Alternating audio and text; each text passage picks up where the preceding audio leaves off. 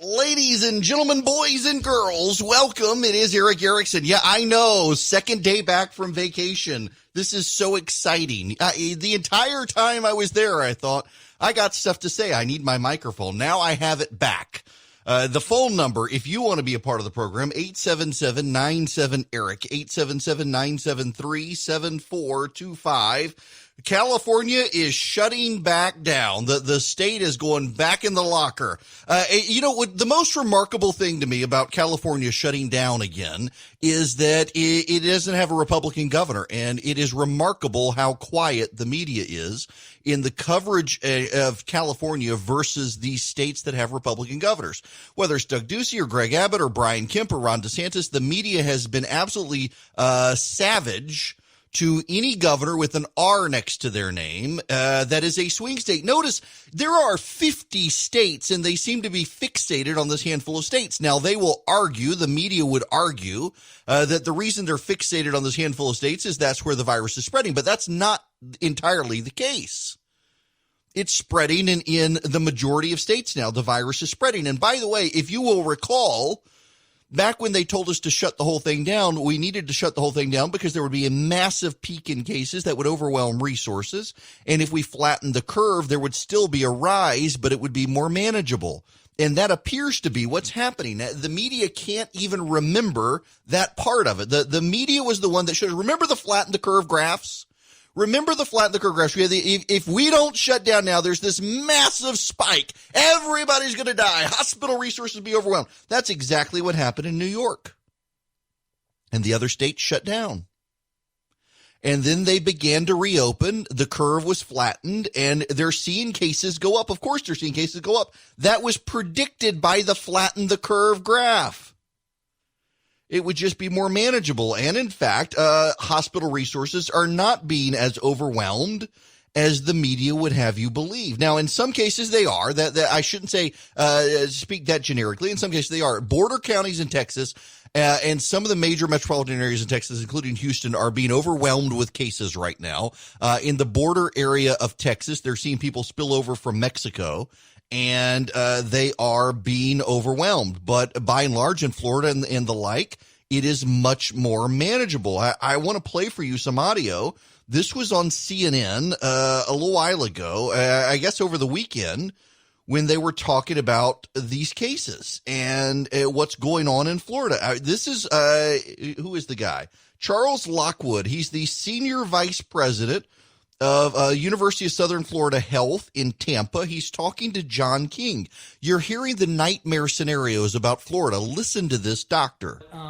It's a different epidemic than hit New York. We have a much younger population being diagnosed, and we're much better prepared. Obviously, we've had 3 months to prepare, so we do have a lot of surge capacity. When you get those numbers about the ICU, they don't really reflect all the emergency ICU capacity that hospitals have created. For example, Tampa General has 87 additional ventilators available, which we haven't even begun to use yet. But the most striking thing is our case fatality rate, which has dropped and dropped and dropped. It's now to 1.5%. So that's cases, deaths over cases. It's one of the lowest in the country. And in fact, in Tampa, in Hillsborough County, today, as of a few minutes ago, it dropped to actually less than 1%. We have a case fatality rate of less than 1%. So a lot of that's reflecting the younger population. Most of the folks that we're diagnosing are between the ages of 15 and 44. Most of the folks in the hospital, in the ICUs, are between the ages of 55 and 85. So the other thing is we're much better able to take care of them in the hospital. We have remdesivir, we have dexamethasone, we have convalescent plasma therapy. We do a much better job of ventilating. There are a couple other reasons why I'm not as pessimistic as maybe some folks that you've heard. One is that we seem to have peaked about a week ago in the emergency department visits for COVID-like illnesses. And also for influenza-like illnesses. The other is that our horrible test positive rate, which was 20% 10 days ago, actually was 20% even on July 8th, has now dropped to about around 11%. So that's trending in the right direction. The other thing that is driving the case is clearly it's spread because of the test positive rate. But we did 143,000 tests on Saturday. When the governor 8 weeks ago said that we were going to triple the number of tests done per day in the state from 10,000 to 30,000 a day, people thought he was crazy. We did 143,000 tests on Saturday. So that will drive up cases because we're picking up the pre-symptomatic and the asymptomatic cases. But, we are spreading. There's no doubt about it. The test positive rate had been at 3% at one point, and now it's at 11% or so. Listen, first of all, let me give credit to John King there. John King is the interviewer, and you never heard his voice. In 2 minutes, 30 seconds, you never heard John King speak. He just let the doctor talk. And the doctor was highly informative. And what is the doctor saying? Yes, there are asymptomatic and pre-symptomatic people that they're catching as testing goes up. Ron DeSantis, the governor of Florida, wanted 30,000 tests done a day, and they just did 148,000 tests in a single day in Florida. What Florida is seeing is not what New York saw. New York's governor, Andrew Cuomo, despite the hagiographic treatment of him by the press corps and others out there, it led to the slaughter of a bunch of senior citizens in New York. In Florida, while Andrew Cuomo was stuffing COVID-positive patients in nursing homes, Ron DeSantis was out shutting down access to nursing homes, forcing anyone who went into a nursing home to get a test if they work there, forcing them to quarantine, moving positive patients into facilities where they could be isolated from those who were not sick. Ron DeSantis saved the lives of a bunch of senior citizens in Florida at a time that Andrew Cuomo was leading them to the slaughter. And you're never going to hear that from the media because the media is both New York centric and biased towards the Democrats. They hate Ron DeSantis because he ran as a Trump supporting governor. He had Donald Trump's endorsement.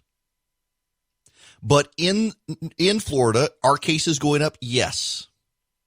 But you just heard a doctor. I just played a clip of a doctor who went on for 2 minutes, 30 seconds. He's the senior vice president of health for the University of Southern Florida in Tampa. And what does he say? That they tested 140 some odd thousand people in Florida on Saturday. Everyone told Ron DeSantis he would be crazy, that he couldn't even get to 30,000 tests a day. They did 148,000 tests on a single day in Florida. So obviously the rates are going up, but it's different from New York. The people who are getting the virus are 15 to 44. They have a more remarkably high survival rate. The treatments have changed. We now have new medicines. We have convalescent plasma. We have remdesivir and others. They're not staying in the hospital as long, and they're not overwhelming the hospital resources. Some parts of the state are on the verge of being over-resourced. They are moving new resources to those areas to help them. This is dramatically different from what the media would tell you on a daily basis. Is COVID-19 a problem? Yes. Is it spreading in the wild? Yes. Are hospitals filling up? Yes. Here in Georgia, we have a new daily high for the number of viruses, the number of people with the virus, and the number of people overwhelming hospitals with viruses, except the hospitals aren't being overwhelmed because we prepared for it. We bought time by flattening the curve. See, this is why so many people don't believe the media. Let me look directly in my live stream camera and explain this to people who don't understand why so many people in the media are not being believed right now. The media told us there would be a big spike unless we flattened the curve. And if we flattened the curve, there would still be an increase in cases, but it would be more manageable than a huge spike. So we flattened the curve and states built up resources. They found new drugs. They had drug availability. And guess what happened? When we released people back into the wild, many people didn't engage in actual responsibility. They didn't put on their masks, they didn't wash their hands, and they didn't keep socially distant. And who were those people? Most of them were young people, including the protesters. You know, after the protester, a lot of people were saying, weren't they going to get the virus? Weren't they going to get the virus? And the initial research showed that the virus was not spreading. But about a week later, the cases started popping up. And I had told you there was no data showing it. And then there was data showing it. And now there's a lot of data showing it. And it's the very young people who wouldn't even vote for these Republicans who are spreading the virus and then blaming the Republicans for the spread of the virus. And what's happening? Take Ron DeSantis in Florida. Just let's look at Ron DeSantis in Florida. He built up hospital resources when Andrew Cuomo was failing. He protected senior citizens from dying of the virus when Andrew Cuomo was sending infected seniors to go kill other senior citizens in hospitals and in nursing homes. He built up the resources. He ensured there was ancillary ICU and ventilator capacity. And now guess what? As predicted, we flattened the curve. The number of cases are going up, but it's not the overwhelming spike that New York City saw. The only reason the media wants to put everything in the perspective of New York City is because that's where they are. That's what they know. They're not on the ground in Florida paying attention to the fact that they flattened the curve, and the modeling showed that after we flattened the curve, we would still see an increase in cases, but we would be better able to manage them. And guess what's happening? We flattened the curve. There's an increase in cases. We're better able to manage them.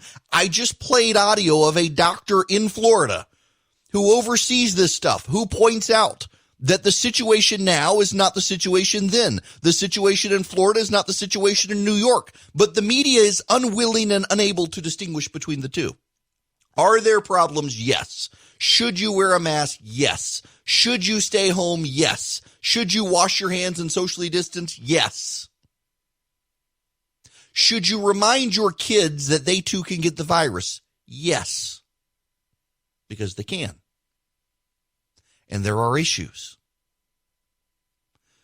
But y'all, the situation here on July 14th is not the situation in New York City in March. And we shouldn't treat it like it is. Arizona, California, Georgia, Florida, Texas, they're all seeing a surge in cases. The surges are more manageable, still dire, but more manageable. Hospital resources are stretched thin, but they still have resources to stretch. And the people who are getting the virus tend to be younger. We now know to protect the elderly. Brian Kemp in Georgia put in place protocols to protect the elderly. Ron DeSantis led the nation in protecting the elderly. Doug Ducey in Arizona, Greg Abbott in Texas, they were able to protect the elderly. It is not a coincidence that the very states attracting the most buzz by the media right now when it comes to this virus are the very states that the media is fixated on in terms of being in play for Joe Biden. Texas, Georgia, Florida, and Arizona are all states that the Democrats think Joe Biden can pick up. It is not a coincidence the media is highlighting these states for their viral spread in a way they never did New York. It is not a coincidence that they are failing to note that the strategies in these states at this time in the middle of July are vastly different from New York, and they're seeing different results. They're seeing different classes of people getting the virus. They're seeing younger people who are more able to rebound. And notice in all of this, the media keeps its mouth completely shut on California. And do you know why the media keeps its mouth shut on California? It's not that California is doing better. California is re-shutting down the state. It's that Gavin Newsom is a Democrat who did all of the things that the media said should be done, and the virus is rebounding there. If they focused on California at all, the media would have to acknowledge that what's happening in Arizona, Texas, Georgia, South Carolina, Florida, and the like, these are all things that other states are experiencing too. They're not anomalous due to Republican governors. They're happening. Gavin Newsom actually did a better job than Andrew Cuomo in New York. And it's remarkable to me how the media has just avoided talking about him in California at all. Is the virus a problem? Yes. Should you wear a mask? The data at this point overwhelmingly shows you should. Even in California, where they put in a mask mandate, they did it too late. In areas that imposed it earlier, they're having better results. Should you socially distance? Yes. Should you wash your hands? Yes. Should you live your life in fear? No.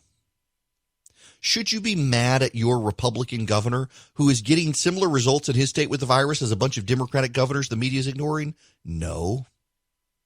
And should you point out that the very class of people now getting the virus, the young, are the people most likely to vote for Joe Biden against Donald Trump, and they're the ones who want to blame the Republicans for the spread of the virus when it's their own damn behavior that has caused the spread of the virus. They are the ones who are ignoring the guidelines, and they are the ones who are spreading the virus, not the governor, not incompetence from Washington, D.C. When you drive down the road, you see overhead signs that used to tell you about Rex ahead, now telling you put on a mask, wash your hands, and stay socially distant. It's the people in their 30s and 40s and 50s who are paying attention to that. It's the teens and 20-somethings who aren't. And guess what? They're the ones getting the virus. That has nothing to do with your governor. It has everything to do with people exercising individual responsibility. We've all got a role to play in keeping this virus from spreading further. All right, I'm going to do something, and those of you who are listening on radio, which is like 99% of you, you're going to be mad at me because you're not going to be able to see this. I have in my hand a case, and it says Glock on it. It is my concealed carry weapon. It is a Glock 43X, and it is from True Precision. And those of you who are, yes, let's see. Make sure I can get this in focus. This gun is a work of art. It is from True Precision. It is a Glock 43X. They have a barrel and a slide. I got to get the trigger upgrade. They put in sights for me. The thing is a work of art. It is a remarkably gorgeous gun. The slide has a camo pattern on it. I got to pick out the colors. I got to pick out the color of the barrel. And mine is gray, steel, and black. There's also a better grip on it. It's fantastic. They were able to upgrade this Glock 43X for me for concealed carry. Now I led my concealed carry permit lapse. I am a huge fan of theirs, and I was a customer of theirs. I got this, last summer, I think, and now they're an advertiser on the show, which is really cool. So when I was a kid, I listened to Paul Harvey, and my dad loved Paul Harvey. That was the one time a day you get a spanking in my house is if you made noise while Paul Harvey was talking. And my dad loved him. And Paul Harvey, you believed, at least, whether it was true or not, that Paul Harvey actually used all of the things he advertised for. And I kind of thought, that's legit. And so I like to advertise for companies that I'm actually a customer of, like Omaha Steaks on my evening radio show, or Identity Guard, which I use for credit protection and stuff, and True Precision. I am an actual customer. This is my actual True Precision Glock 43X that you could see if you were on the camera, and it's an awesome gun. You can go to True Precision and you can upgrade the parts for your guns. They don't just do Glock, they do other guns as well. And what you do is you go to true-precision.com. True-precision.com. If you use Eric, E-R-I-C-K, at checkout, you'll get 10% off. You'll get a discount. You can upgrade slides, barrels, triggers. They do such good work. I cannot recommend them enough. The accuracy of this gun, the style of this gun. When I go to the gun range, people ask where I got it.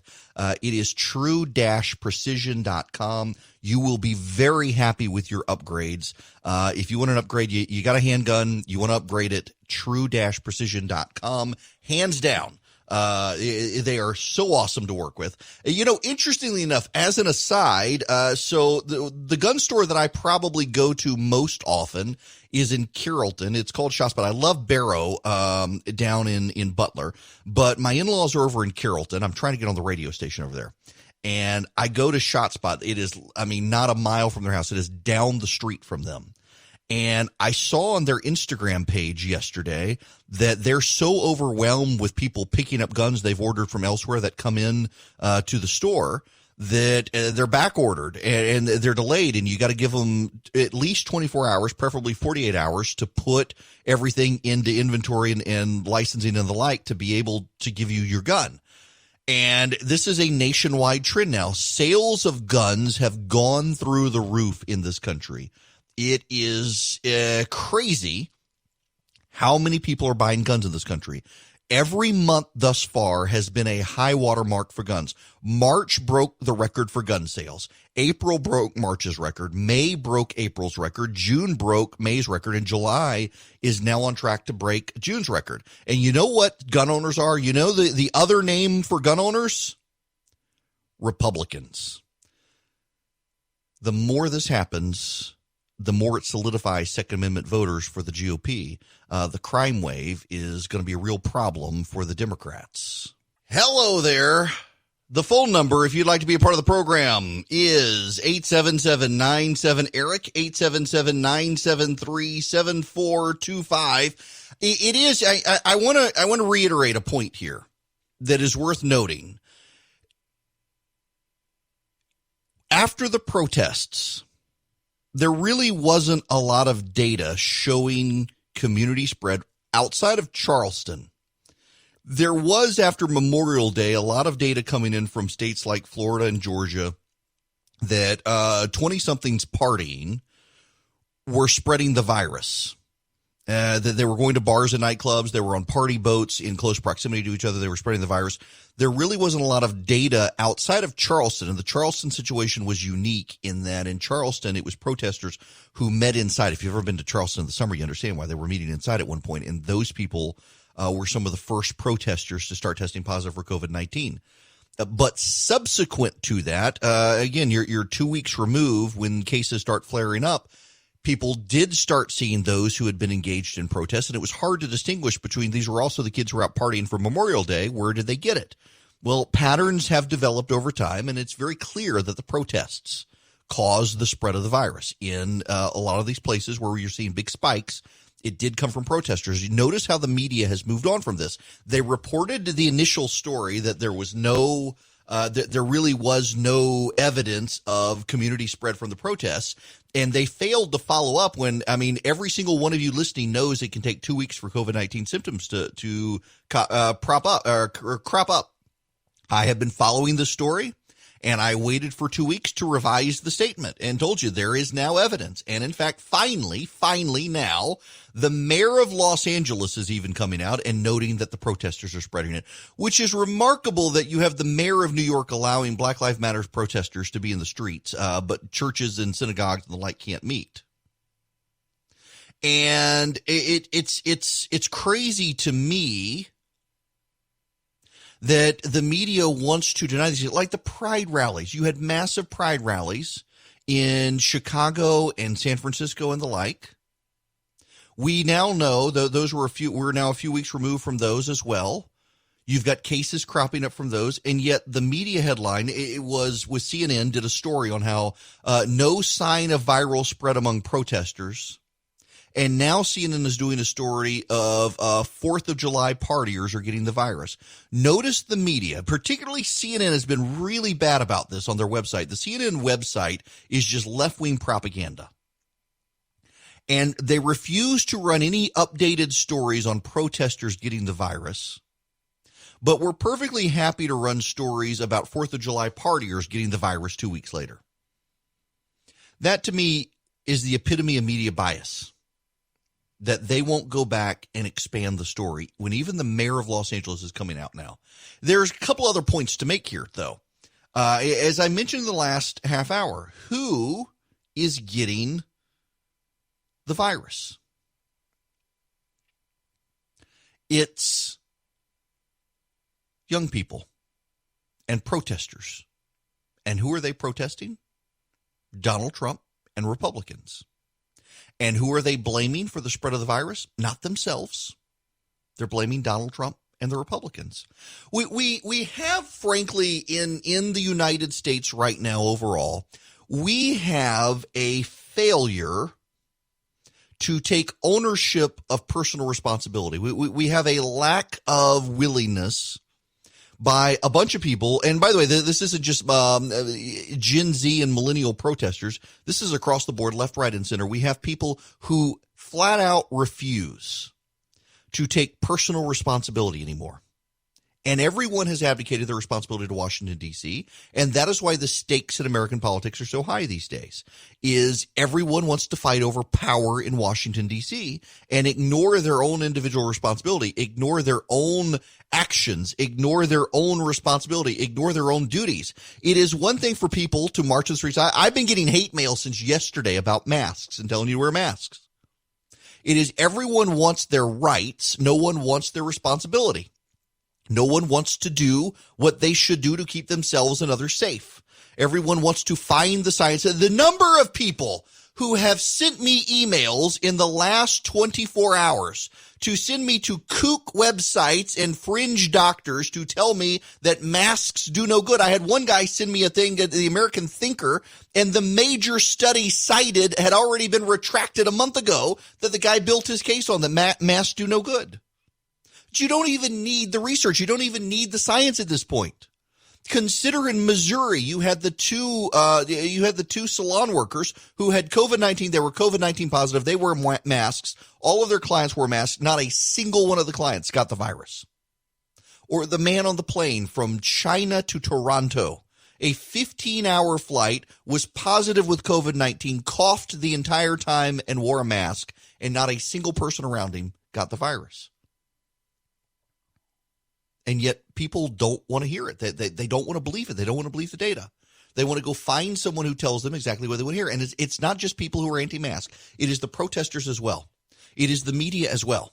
The media comes along and tells you not a single protester spread COVID-19. And yet we know 3 weeks after the protest, the virus was spreading among the protesters. And did the media ever go back and do new reports? No, because it was the merit of the protest outweighed the spread of the virus. They only care about the spread of the virus if it's a Republican governor in a Republican state that Joe Biden might have an opportunity to win. Then it's a scandal. Then it's horrific.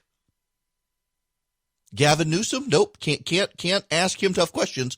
Why is it failing in California? Why is California failing to contain the virus? A dramatic dialing back here. Basically, everything inside is now out across this state. California's governor saying not so fast. The thousands of businesses already open or planning to reopen just 9 days from now.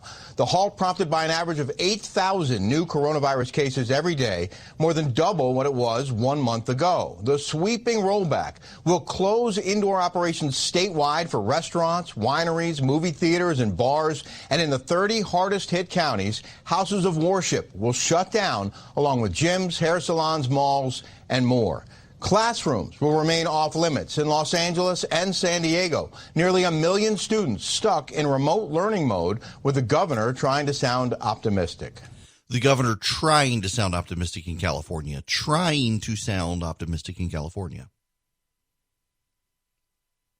Notice you're not hearing the media go after Gavin Newsom. You're not hearing them go after Mayor Garcetti in Los Angeles. They're fixated on Doug Ducey and Greg Abbott and Brian Kemp and Ron DeSantis. Those states that have the audacity to open first. I'm actually, I wrote a piece. Where does Brian Kemp go to get his apology? It's not Brian Kemp's fault that the virus is spreading like it is right now. He opened the state. And most people did what they needed to do until the protesters. And then the protesters and the partiers for Memorial Day came along, and people acted like the virus had gone away. He was going around the state telling people to stay socially distant, wear a mask. No one wanted to listen to him. Why is it the governor's fault when the people are too stupid to listen to him? Why is it the governor's fault when people don't do what he asked them to do? And this, by the way, this is why the governor of Georgia is not going to mandate masks right now. He may change his mind, but right now he doesn't want to. And while I think there should be a mask mandate, I don't blame him for not doing it, because he's going to have to round up half the state because they're not going to pay attention to him. I live in Macon. There's a fresh market. For those of you who don't know what fresh market is, it's like poor man's Whole Foods. It is a smaller version of a Whole Foods. For those of you who don't know what Whole Foods is, count your blessings. You go into fresh market, there's a big sign that says you must wear a mask to enter the store. Every single time I have gone to that store in the last 3 months, someone has gone in without a mask. And they're polite, and they don't throw them out. You go to Costco, they're going to throw your butt out. You go to Whole Foods, they're going to throw you out. Fresh Market has a big sign up, wear a mask. I went to Kroger yesterday. There's a big Kroger, Zebulon Road in Macon, where I live. And I went there, and masks requested. Half the people in the Kroger were not wearing masks. Now, at my beloved Publix across the street from me, I went in there Sunday, and I saw one person without a mask on. Every single other person was masked at this point. I think most people kind of get it. But what I find fascinating is that the media wants to blame governors for the spread of the virus. They don't want to put it in the proper context.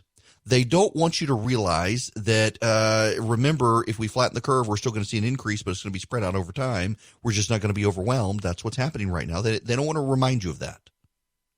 And they cannot attack the protesters. They cannot criticize the protesters. They cannot criticize the pride rallies. They can't do any of that. But you go on vacation to the beach, you're criticized. You want to protest to reopen your business, you're criticized. You want your kids to go back to school, you're a bad parent if you want your kids to go back to school at this point. By the way, speaking of schools, what are we doing? Listen to this. This is 5 pediatricians on MSNBC. Our experts agree most children don't get as sick as adults and that serious complications are rare. This has been a strange pandemic because usually for respiratory viruses, children are the first and the most substantially affected. And this has really been a flip of that, where it's our adults and particularly our older adults that have been more affected. In fact, kids only account for 2% of all cases. Doctors say they don't expect that number to significantly increase when schools open because kids don't appear to be good at spreading the virus. Are kids as good at transmitting the virus as adults? The data that's come out now seems to show that most transmissions occur from adults to adults or adults to children. The younger you are, probably the less likely you are to be able to transmit the disease. While many teachers are concerned about reopening school so soon, the 5 doctors we spoke to agreed.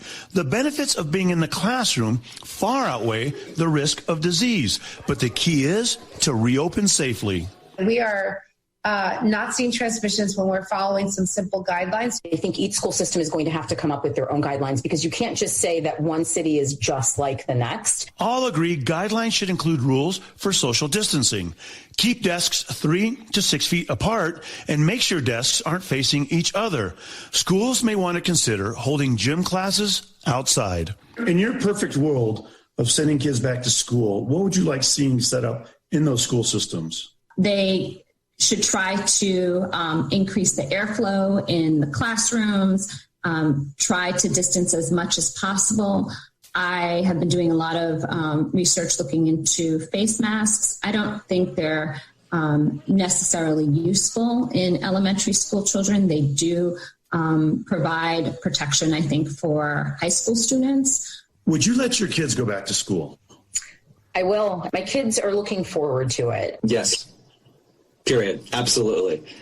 Absolutely. As much as I can. Without a hesitation.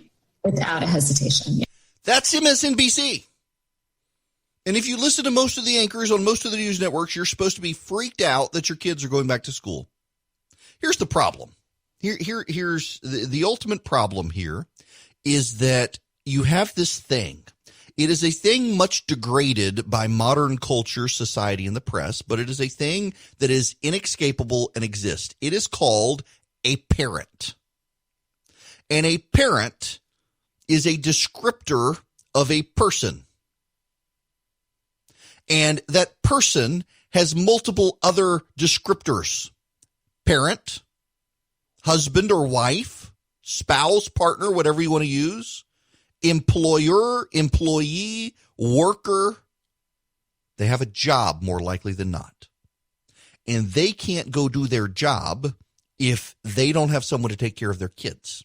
And most people plan their work life around their kids are going to be in school and they can go to their job and then they give them. Will we need to reshuffle some of that? Maybe so. But the data overwhelmingly from every country that's studied it has shown, particularly elementary school kids, and this is the key here, elementary school kids are not transmission vectors for the disease. High school kids, yes. In fact, we're seeing 15, 16, 17, 18-year-olds getting the virus. Kids younger than that, some of them do in isolated incidents, typically with compromised immune systems, but overwhelmingly kids fight the virus. They don't spread the virus. They don't get the virus. If they get it, it tends to be super mild. Kids need to be in school. Precautions need to be put in place. Parameters need to be exercised. And if it starts spreading, then maybe it's got to be scaled back. High schools, maybe keep them closed a while longer. But there's no reason to keep elementary school kids out of school. Parents got to work. Parents, frankly, need a break. Parents don't need to be homeschooling. The kids need the social experience. The kids need the social interaction. And the kids aren't going to stay 6 feet apart, but that's okay because the data shows the elementary school kids, they're not going to be a problem. It seems like the media right now wants to keep you spun up on this virus. It is a concern. And I don't want to be accused of downplaying it. It is a real concern. It kills people and has the potential to overwhelm resources and hospitals and ICUs and ventilator capacity and the like. But there are areas where we now know some things, including the ability to send kids back to school, is something we can do. The whole fear factor for the media here has more to do with hurting Republicans than actually giving you the truth. And that's really unfortunate that you can't believe the media right now because they're so in the must destroy Trump mode that they don't want to actually be factual and fact-based with what's going on. The phone number here is 877-97-ERIC, 877-973-7425. You are more than welcome to call in. I will allow it. You can even disagree with me. You'd be surprised. The number of people who think that talk radio doesn't like people to call in who disagree. Actually, it's better radio when they're not just sycophantic, which is a good thing. So what do we do about sports ball? You know, the Braves say they're not changing their name right now, but they're considering getting rid of the tomahawk chop. They've got a new stadium. It's named the TP. You're going to go do the tomahawk chop for the Braves, and now they're saying they might get rid of it. The Redskins are dropping their name. We don't know what. They're in a litigation fight over a trademark for a name they want to use. And then there's the NBA jerseys. Someone finally went in and fixed this. So while I was out last week, you know, the NBA decided they would release acceptable slogans for – let me see if I can find this thing. It's absolutely ridiculous. NBA – acceptable slogans for jerseys. Where is this? Yes, here we go. This is ridiculous. Their phrases are Black Lives Matter, say their names, vote, I can't breathe, justice, peace, equality, freedom, enough, power to the people, justice now, say her name, yes, we can. Liberation. See us. Hear us. Respect us. Love us. Listen. Listen to us. Stand up. Ally. Anti-racist. I am a man. What if they don't identify as a man, though? Speak up. How many more? Group economics. That's the one I couldn't think of yesterday. Group economics. Education reform. And mentor. Those are the approved sayings. Notice you can't free Hong Kong. And in fact, on the NBA store, you couldn't free Hong Kong until there were outrage built yesterday. Tom Cotton and Josh Hawley, both Republican senators, were outraged and pointed out that you could put in the phrase kill all cops, but you couldn't put in the phrase free Hong Kong. Okay. Whatever. And now the Washington Post wants the Texas Rangers to change their name. That ain't going to happen, y'all. The Texas Rangers, apparently a vestige of white supremacy in Texas, according to them, at the Washington Post, need to change their name. There's no honor in the Texas Rangers. I got to tell you, people, I have encountered a Texas Ranger one time. Back in 2011, I was doing a conference in Charleston, South Carolina, for when I was at Red State. And Rick Perry announced he was going to run for president there, made it a big deal, and the Texas Rangers came over as his security detail. He was governor. And that Texas Ranger was like R. Lee Ermey from, from Full Metal Jacket. And that Texas Ranger went all through. I was in the presidential suite. They put me up there because I was doing the conference, and it was going to be the landing pad for all the dignitaries who were coming, including the governor of Texas. That Texas Ranger, I will have you know, went through, literally opened every single drawer in the kitchen, every cabinet, the refrigerator, the freezer, the ice maker, looked under the bed, looked in the closets, moved ceiling tiles to see if they were movable, and if so, was there stuff above the ceiling tiles, went into the bathroom, inspected everything. And I actually commented to the guy, half laughing, that the Secret Service had come through and had not done nearly half of what the Texas Ranger had done. And that man turned around to me and looked at me and said, "Sir, we're the Texas Rangers, sir." And I about fell over. Those people take their job seriously. Should we cancel Walker, Texas Ranger? I think Chuck Norris cancels us. We don't cancel Chuck Norris. And yet they now want to change the Texas Rangers? This is ridiculous. We are a nation of vapid, stupid people who have too much time on our hands. It is amazing. We got a global pandemic. We got a crisis in this country. Hospitals filling up, and people are worried about the name of a freaking baseball team in Texas because it might offend. And you know what it does? It offends white people. That's what all this stuff does. It's like the Redskins. It offends white liberals in Washington, D.C. who want a virtue signal that they're somehow virtuous. They don't go to church and they don't have Jesus, so they virtue signal their virtue by claiming that everything else is racist and upsetting and offensive. I don't even need an ad script to tell you about my Quip electric toothbrush because you should have one. It really is the greatest electric toothbrush. I've never in the years that I've talked about Quip, I've never used the name of the toothbrush, but I am this time. The Sensodyne, or not the Sonic Care. It's the Sonic Care. Sensodyne is the toothpaste. The Sonic Care toothbrush. I had one of those. Did not like it. Didn't like that I had to travel with the charger. Didn't like its size. Didn't like the size of the brush head. It couldn't get to the back of my mouth to clean my teeth. Hated it. And I gave up on electric toothbrushes because if I was spending that much for one of those, why bother? Well, then the Quip came out and I thought, I'll give it a try. I heard people in podcasts talking about it and I did. And I've got to tell you, it has been my toothbrush now for several years. My wife now has one and my kids have them. We all love our Quip electric toothbrush. You should too. Now, what sets it apart is it is designed by dentists and designers together. It's got the sonic pulses. It vibrates every 30 seconds, so you know when to move it in your mouth, so you get a full 2 minutes brushing like the dentists recommend. You get new brush heads every 3 months on a subscription pack. It comes with a AAA battery. Quip is probably my favorite product I've ever bought from a podcast after listening from a podcast, and I've stuck with it now. 3 years in, I'm on my second Quip toothbrush. They are great. The subscription service is great. Everything about this toothbrush is great. It is designed to get to the back of your mouth and clean those teeth as well, unlike a lot of those electric toothbrushes. I can't recommend it enough. And if you go to getquip.com/Erickson right now, you'll get your first brush head refill pack for free. So you get your first brush head refill pack for free at getquip.com/Erickson. That's GETQUIP.com/Erickson. The Good Habits Company, they will make you actually like your toothbrush. Why, hello there. It is Eric Erickson here. The Eric Erickson Show, all over the place now, continuing to grow. Y'all, I got to tell you, I feel a level of pride in doing what I'm doing. Not like the arrogant, sinful pride thing.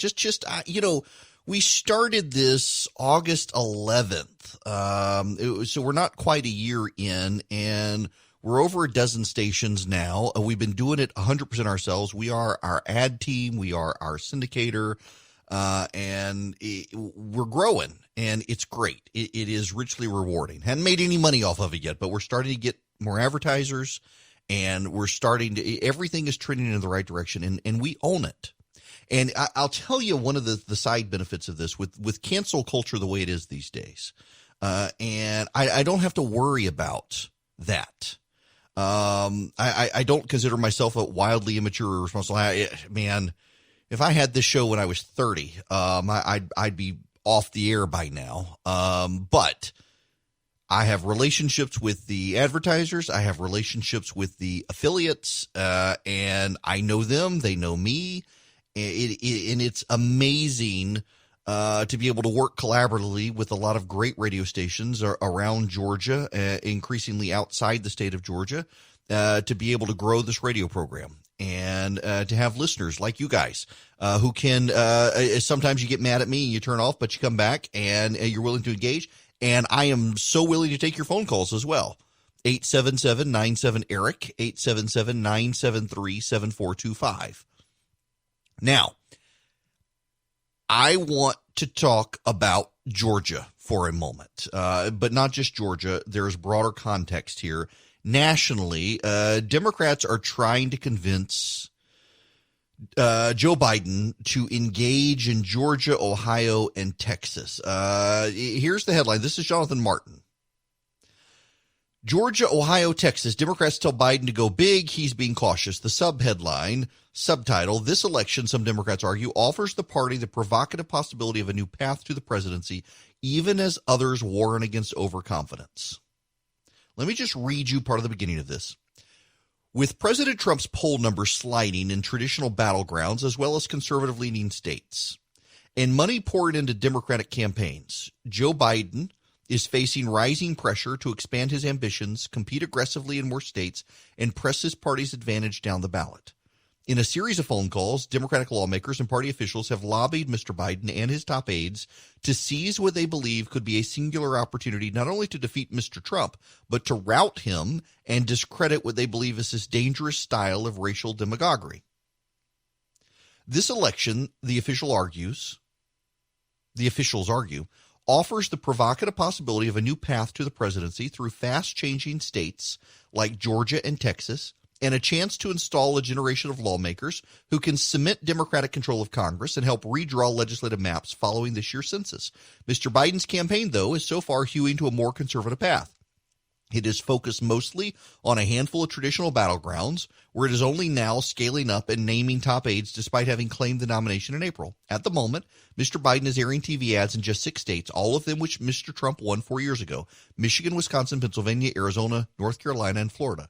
The campaign included perennially close Florida only after some deliberations about whether it was worth the heavy price tag, and when Mr. Trump's struggles with older populations made it clear competitive, according to Democrats familiar. The campaign's reluctance to pursue a more expansive strategy owes in part to the calendar.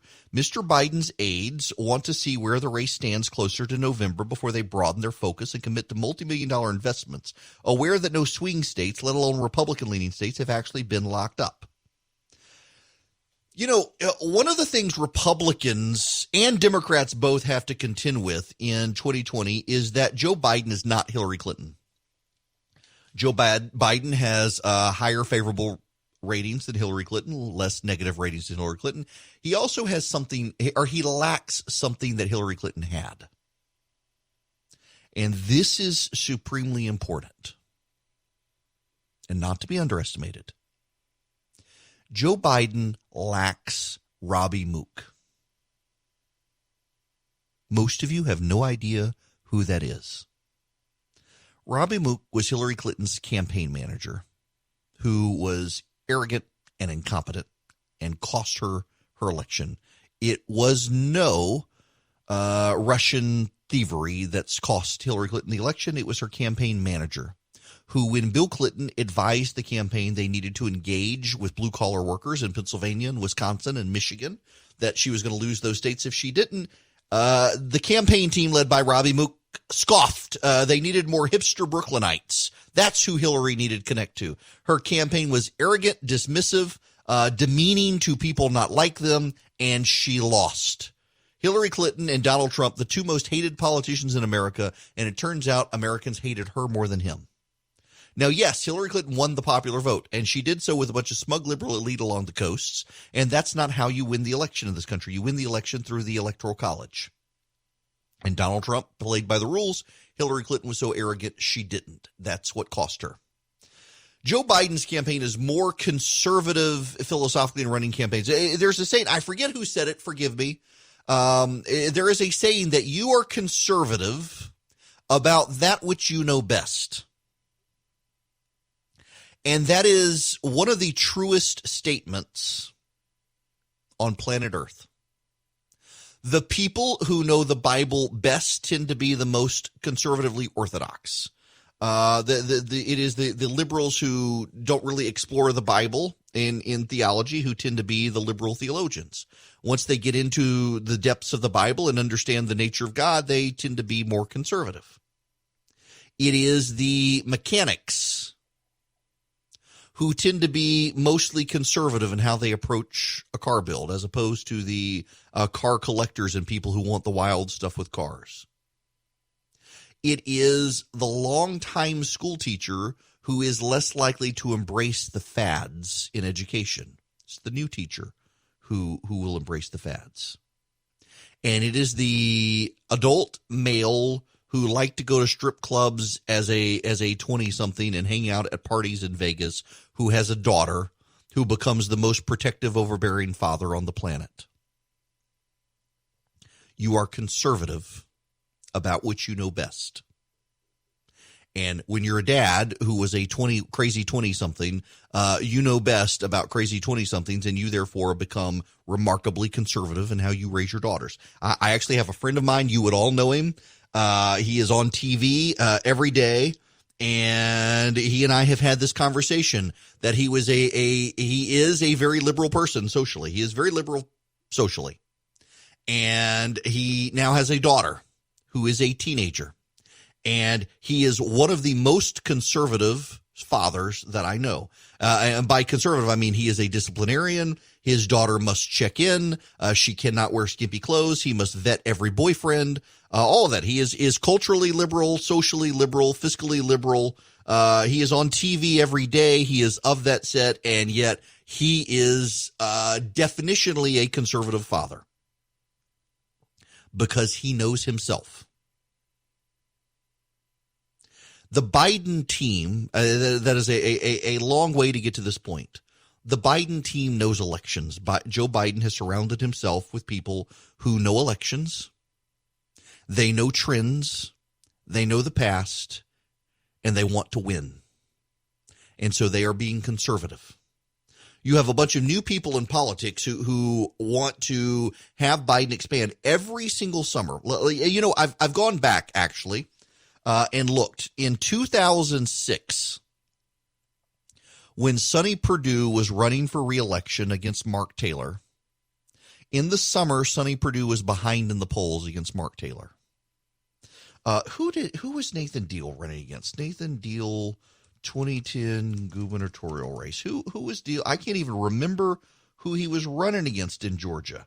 Or was that wasn't Mark? Yeah. He ran against Roy Barnes. That's right. Roy Barnes had the comeback in 2010. 53-43. And in that, I totally forgot Roy Barnes had run again. Good gracious. And there was a time during the summer that Roy Barnes was ahead of Nathan Deal.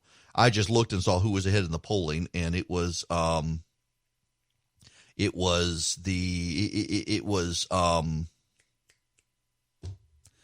Democrat. It didn't list the name. In 2014, it was Jason Carter, who was ahead of Nathan Deal. It was also Michelle Nunn, who was ahead of David Perdue in the summer. In 2018, Stacey Abrams was ahead of Brian Kemp. And in all of those cases, in all of those situations, they revert to the mean. They reverted to the mean. And I think it is worth pointing that out, that they have reverted to the mean over time.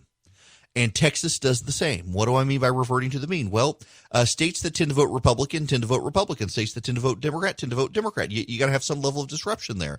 What happens is you will see the polling shift. You see this in California sometimes too. During the summer in California, Republicans look like they've got a potential for a win there. They pour money into the election and they lose.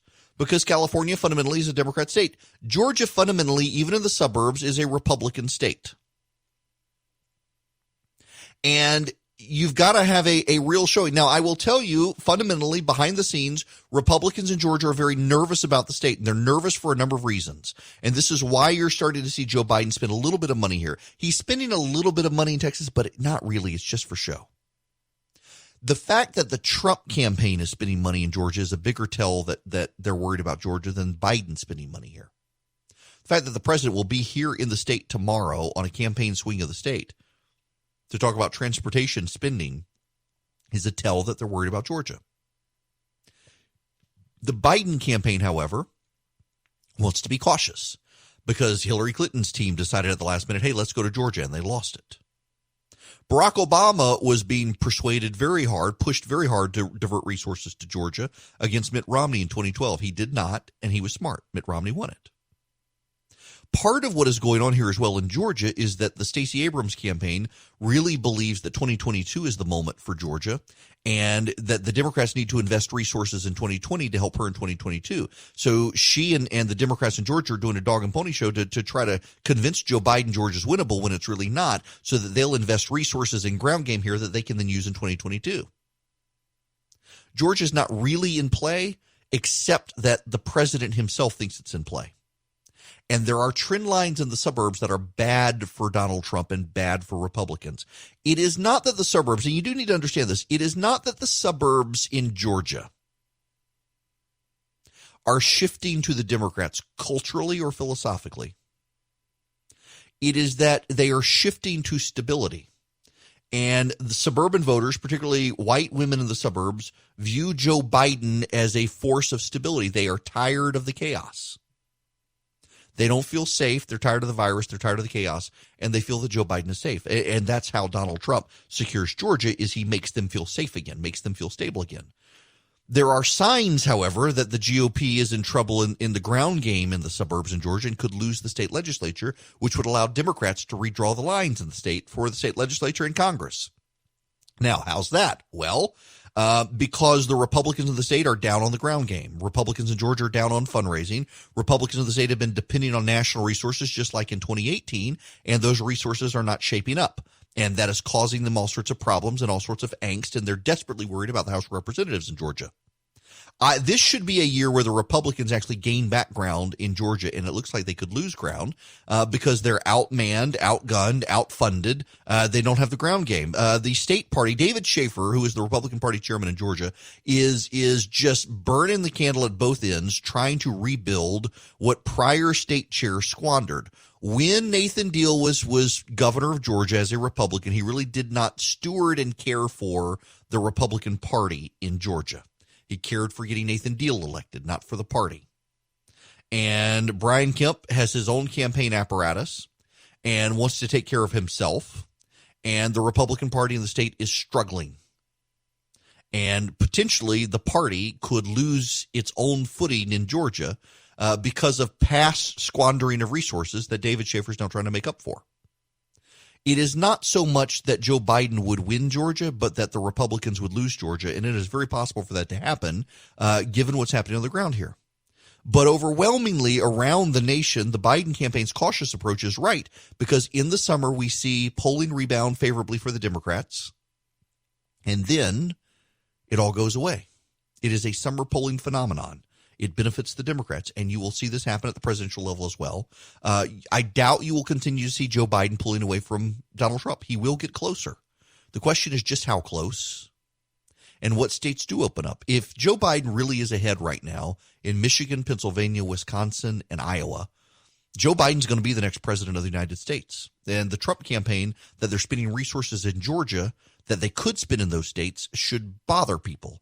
Georgia's going to be a fought-over state regardless, because the Trump campaign is spending money here, and that signals to Biden that the Trump campaign knows something, and so they're going to come into the state as well. At the bottom of the hour, Jenna Ellis is going to join me. She's the 2020 senior legal advisor to the Trump campaign, talking about law and order issues. The president's team definitely sees polling that shows this is an issue for them in the suburbs, and they're right. They are right. I've got a broader array of listeners than a lot of people, in large part because I just hate everybody. And I'm willing to tell you what I think as opposed to what I think you want to hear.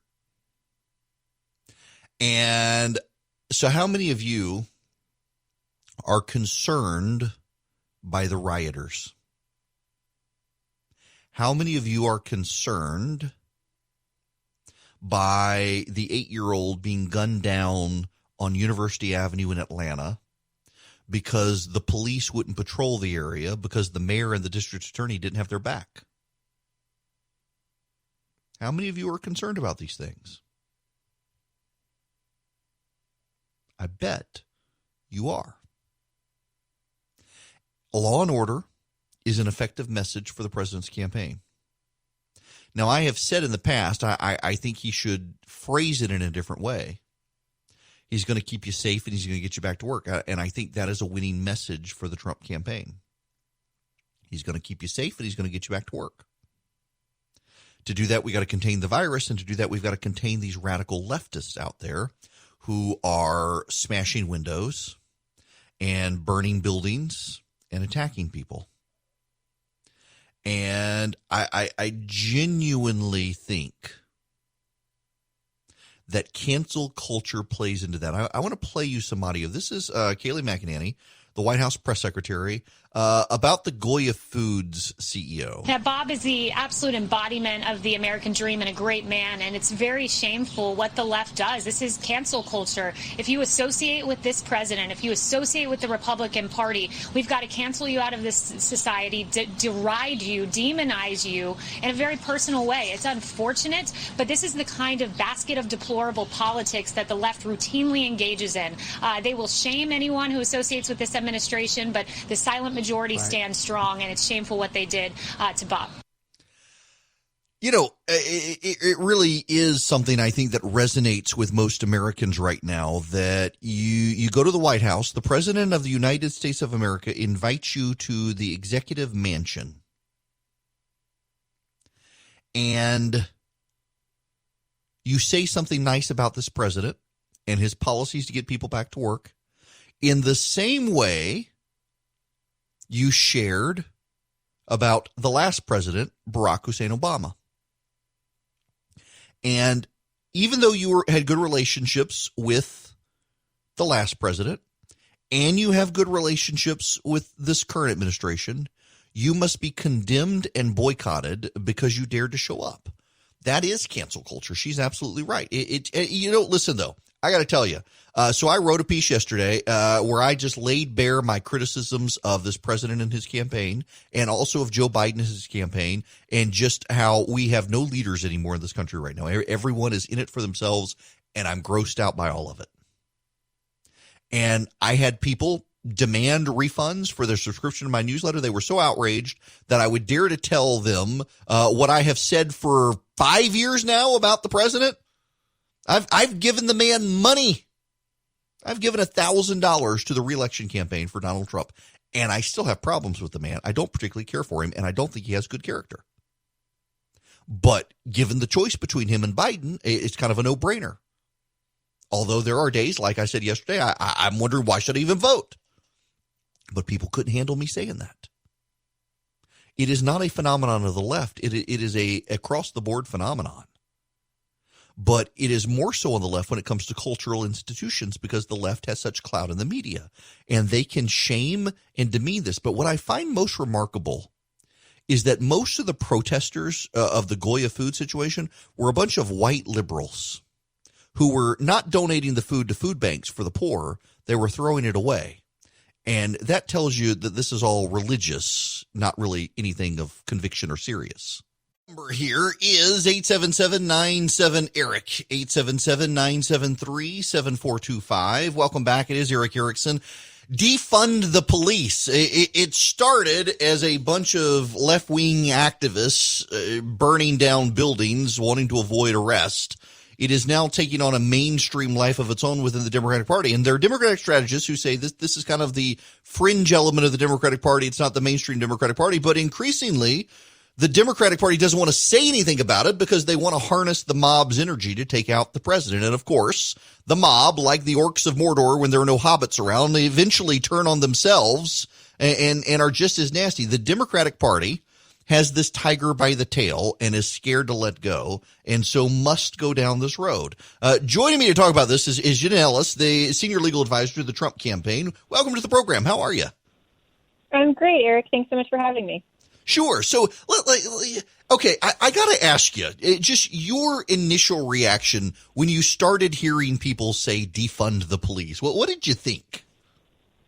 I just thought, how bizarre can they possibly get? I mean, this is something where, we're living in some kind of parallel universe here where the Democrats think that somehow this is a winning strategy message. I mean, it's just for anyone who understands how government works and how law and order and how, law enforcement works. I mean, it's just the most ridiculous platform that they could ever say.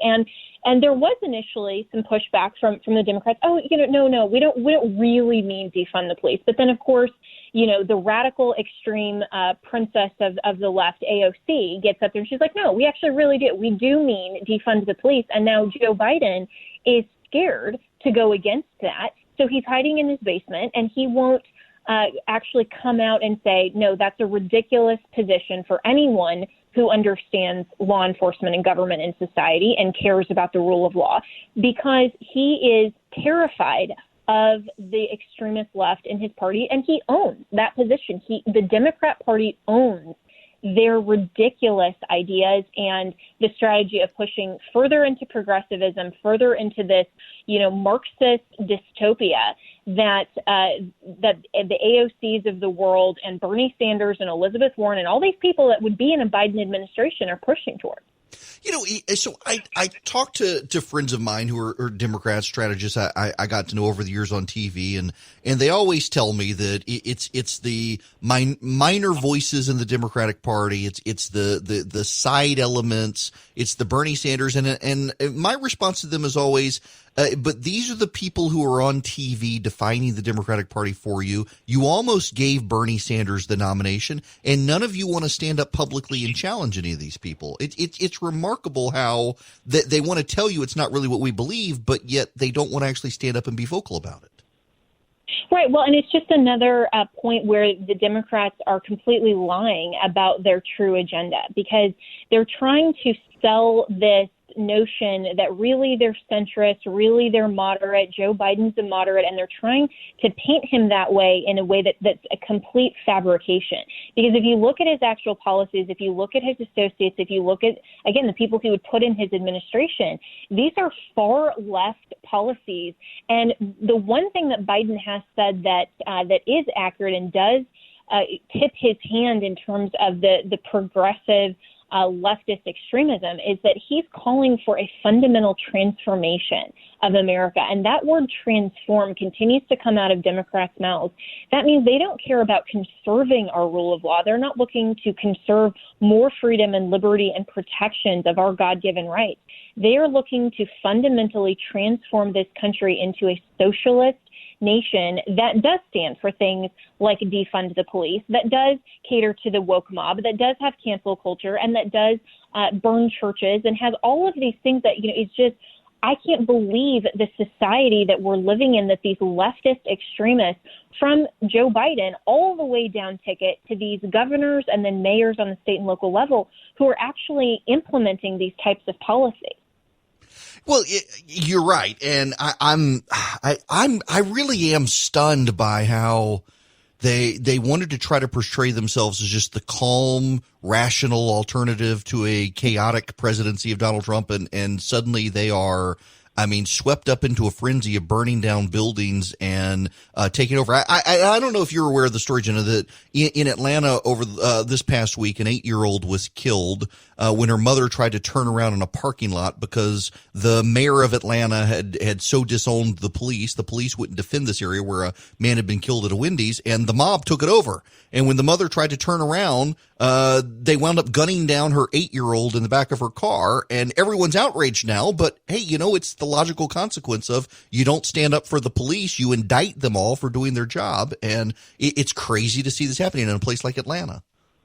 That is just so incredibly sad. And, and we're hearing stories like that more and more in the media. With the 1-year-old that was killed just because he was in a stroller at, I think it was a picnic, and the father and the grandmother of, this small little boy who was gunned down, were on the news yesterday, and we're seeing more and more and more of these stories coming out that it's heartbreaking, it's gut-wrenching, and it's the product of a chaotic, overreaching leftist Marxist agenda that wants to tear down authority. And that's really what they're after, because President Trump stands for law and order.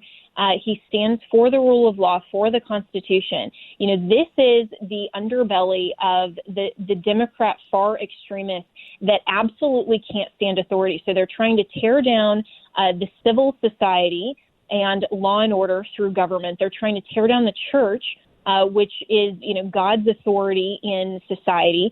And they're also trying to tear down the nuclear family and the authority of parents over children. And, this is just, it's a cultural movement that we cannot allow to gain control of our civil government Otherwise, we will see this extremist breakdown continue. The party that booed God at it again. Now, I want to shift gears with you because you and I both have legal backgrounds. I thank God I would still be a lawyer, except there's this thing called a client, and I didn't like them. But I want to try to play for you some audio real quick. If you haven't heard this is remarkable, and it gets to where I want to talk to you about. But listen, this is from Fox 5 in Atlanta. When Ron Timms checked his mail Wednesday, he found something for Cody Timms. Cody doesn't get much mail. Cody is a cat. And the cat's been dead for 12 years. Now, I played that audio yesterday, and a woman called in from Clarksville, Georgia, and said her husband's deceased wife, who's been dead for 18 years, he remarried, got a voter registration application in the mail. And I want to share with you my legal theory that I wrote about in National Review. I think one of the things the Democrats are going to try to do in the run up to 2020 is they're flooding voter registration files with stuff. I mean, this cat got a voter registration form from a Democratic outfit, and they're going to claim that you guys are engaged in voter suppression when these dead people and cats can't register to vote, and they're going to get a sympathetic media to build a story that somehow y'all are suppressing the vote by not letting cats register to vote. Yeah, I think you're right. And, the manipulation of the election in terms of undermining election security and election integrity is the biggest issue that the left is just trying to ignore and pretend does not exist. And so for the Trump campaign and the RNC, we've launched a website. It's called protectthevote.com, and you can see where we're fighting. And, this really, Eric, should not be a partisan issue. To understand that here in America, because we have a government by the people, for the people, of the people, we get to exercise our vote to put in power in government the people that we select and prefer among our fellow citizens. And we do that through our vote. And what the Democrats are trying to do is to undermine election security. They're trying to put out all these false narratives like suppressing the vote, like saying that somehow, mail-in ballots are okay, which is, the government just sending out millions and millions of ballots to, people like this cat, to, deceased people, to unverified addresses. Here in my apartment, I'm still getting mail from the 3 prior residents. You really don't think that that's going to be something that's ripe for voter fraud.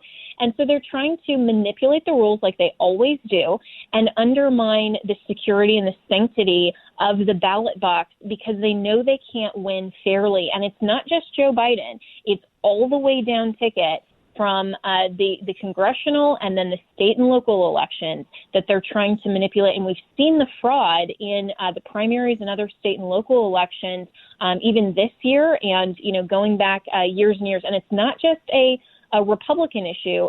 It's, of course, the fact that President Trump is very concerned to protect the vote for every eligible American citizen to have the opportunity to vote once and have that vote counted.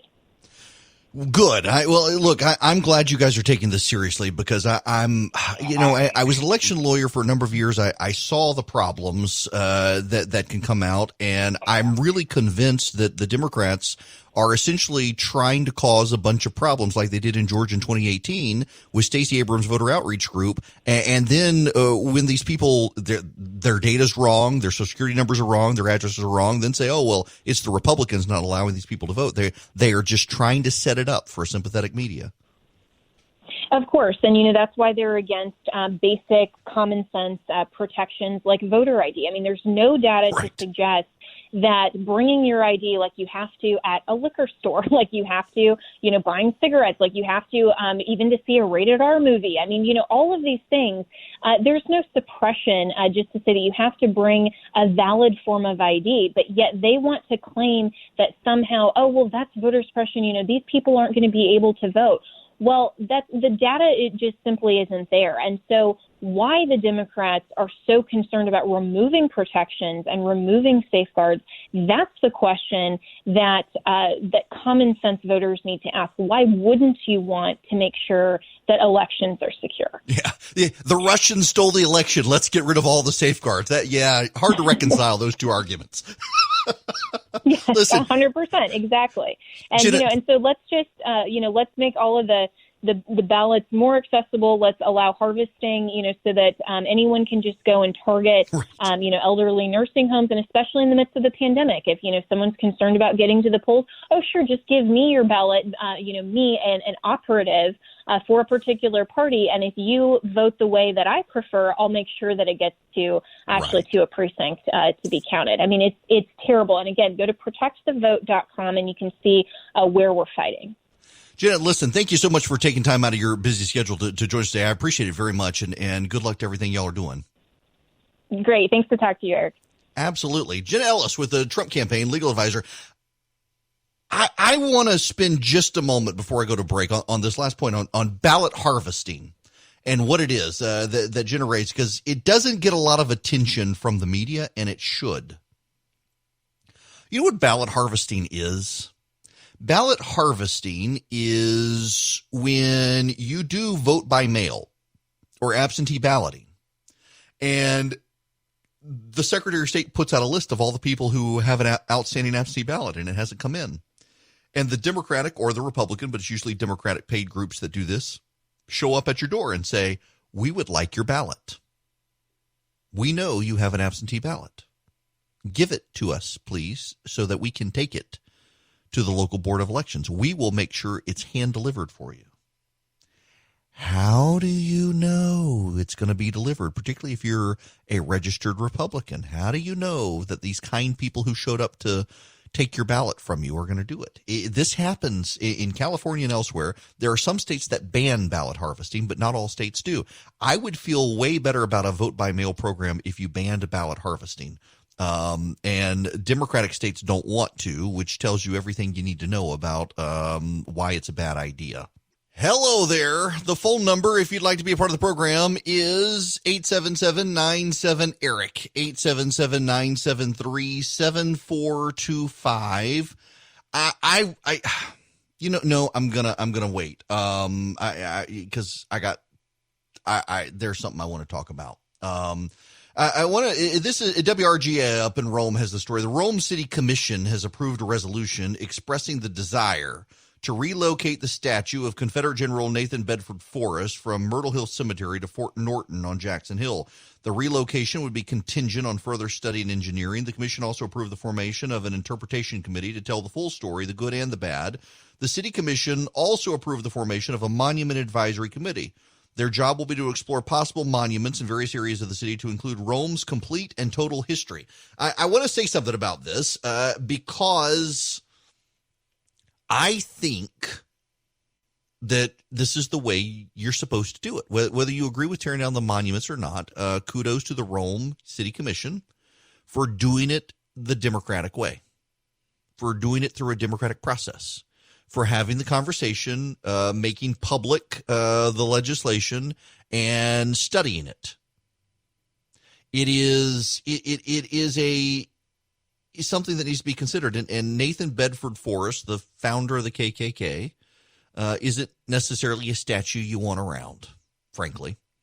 I really genuinely believe that communities have the right to remove statues and change the names of streets, but it should be done through the democratic processes. Now, what do I mean by that? Well, why should someone today have to live on a street named for someone who lived 150, 200 years ago, who wasn't nationally famous, but was famous in the city at the time, and no one knows who they are anymore? I'm just this is hypothetical. Don't get mad at me for the hypothetical. Just follow along with me here. Are you not allowed to, if you have someone famous in your city, rename a street to honor that person? Why must this generation be bound to the monuments and names of prior generations when the people are no longer remembered? Now, there are those who are remembered and honored, but there are some who are not. When you go to downtown Atlanta, for example, there are a number of streets in the downtown Atlanta area. No one knows who the heck these people are. There are no new streets being built to name after other people. And are you forced to be stuck with the names of someone the street was named in 1869 after it was rebuilt after Sherman's burning of the city? Why can't you rename it for someone more modern? I live in Macon. In Macon, you've got Mulberry Street, and you got what is after Mulberry Street? You got Cherry Street, and then you got Poplar Street, and they're named after trees, and that's fine. But let's say they were named after people from 150, 200 years ago. Well, what about the Allman Brothers? Why not name them after the famous people that we all know and who will be famous for a long time later? You got the Allman Brothers in Macon. You had Otis Redding. You had James Brown. You had who ultimately went to Augusta. You've got Little Richard. Why can't we name them after these singers? Even Lena Horne, who wasn't from Middle Georgia, actually came to Middle Georgia and started her singing career there. Why can't you name them after these people? If they weren't just generic tree names. I really don't think that you should force a generation to be bound to the monuments and honors of those from 100, 200 years ago when we don't remember those people. But I do think that if you change them, it should not be done by the mob. It should be done through democratic processes. It should be done through deliberative contemplation. But let's just be honest here.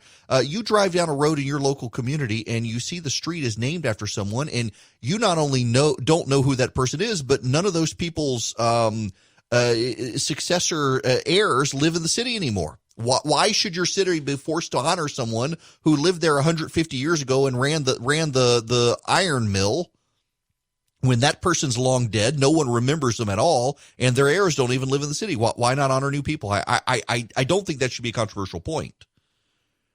But I do think it should be highly offensive to everyone when the mob comes in and starts tearing down statues. It should be through the democratic processes. It should be through the voice of the people. I don't think a local community should be stuck with those monuments. Now, an exception there is real history. If George Washington slept somewhere and there's a monument to George Washington there, well, George Washington is a founder of this country. We should all be willing to honor George Washington. You can't have nuances here. And I think most people commonly understand that. It's only the fringe elements on both sides who want to dig in their heels on all of it. Some don't want any monuments, and some don't want any of them gone. Now, let's go to the phones. Jake, calling from Macon. You're going to be next. Welcome. Hey, Eric. Good morning. Great show. Great segment just now.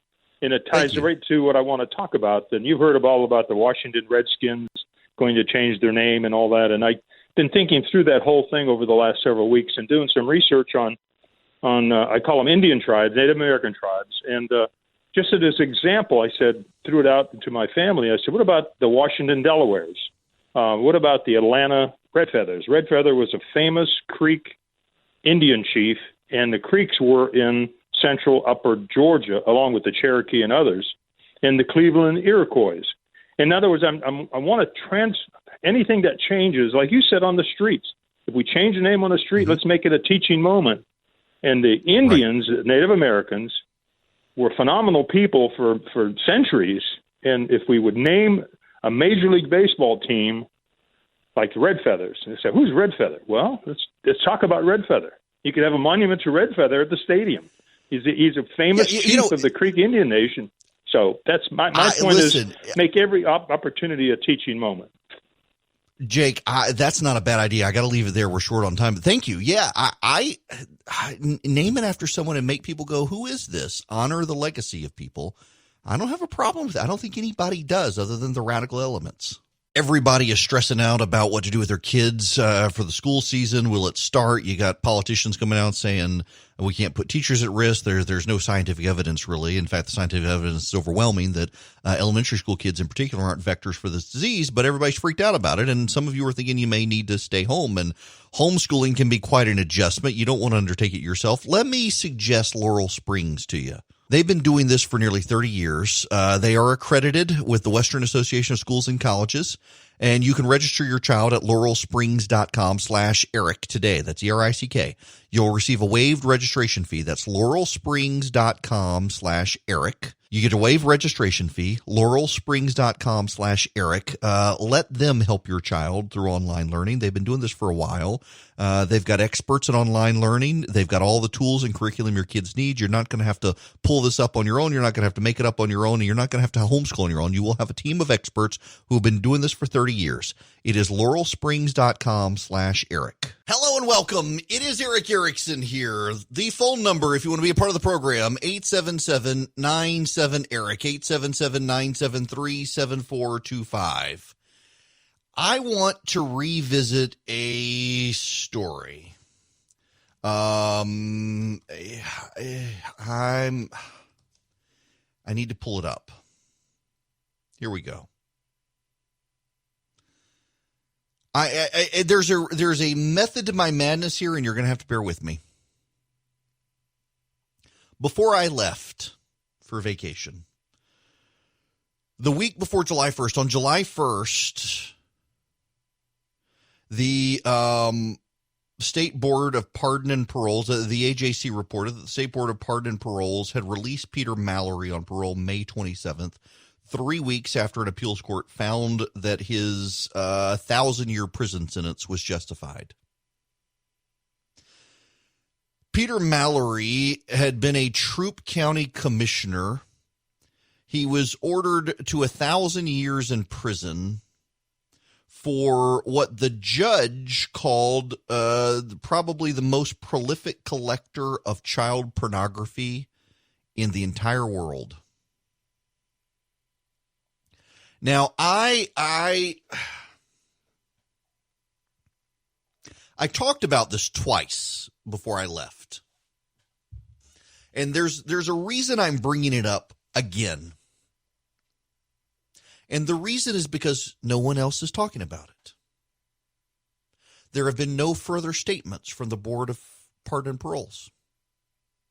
And it makes me livid that there's no accountability because they know that people will move on. And I don't think we should move on from this. I don't think we should move on. This man, Peter, let me read you this again. And I know there are people who floated in and out, so you may not have heard this, and it's worth bringing up again. A former Troup County commissioner, once called a prolific collector of child pornography, will have a chance to spend the rest of his 1,000-year prison sentence on parole. The State Board of Pardon and Paroles released Peter Mallory on parole May 27th, 3 weeks after an appeals court found the sentence was appropriate. The district attorney said he was powerless to stop it. Cranford on Tuesday released a statement explaining his opposition after he said several members of the Troup County community expressed concern. Mallory is 72. He's the former owner of LaGrange television station WCAG-TV. He was also a Troup County commissioner. He was convicted of 60 counts of sexual exploitation of children, 3 counts of invasion of privacy, and 1 count of tampering with evidence. He was charged as a result of a LaGrange Police Department investigation initiated in February of 2011. According to prosecutors, police were alerted to more than 600 suspected child porn files linked to a computer in LaGrange, which led them to the television station Mallory operated. More than 26,000 files of child pornography were found. The invasion of privacy count stems from a hidden camera Mallory installed in his office that he used to secretly record young women. Among the 26,000 files, there were pictures and videos.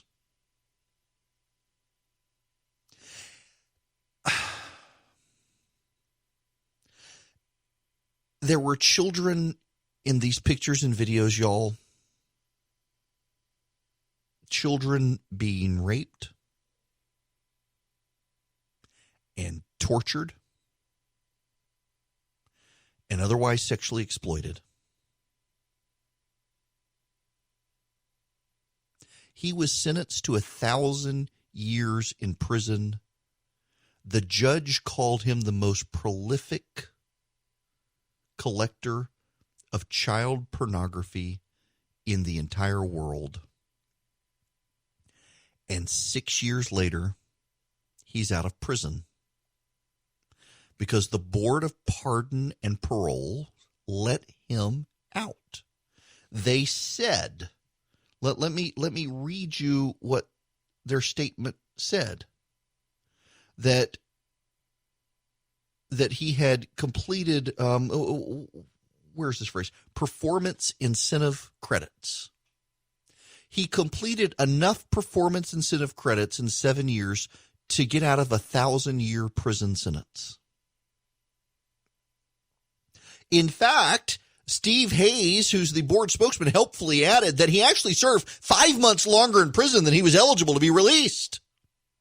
A 1,000-year prison sentence for pictures and videos of children being raped and tortured, and the man is let out after 7 years. But hey, he stayed in 5 months longer than he was eligible for. Where is the accountability for the Board of Pardon and Paroles in Georgia? That's my point. That's why I'm bringing it up. There hadn't been a darn word said by the governor, by the lieutenant governor, by the Speaker of the House, by a single member of the state legislature. The only people outraged are the victims and the community in LaGrange, Georgia. Everybody else seems to be giving a complete pass. And you know why I'm bringing this up? Because I've had justices of the Georgia Supreme Court tell me you should keep talking about this because there's a problem, and none of the politicians seem to want to do anything about it.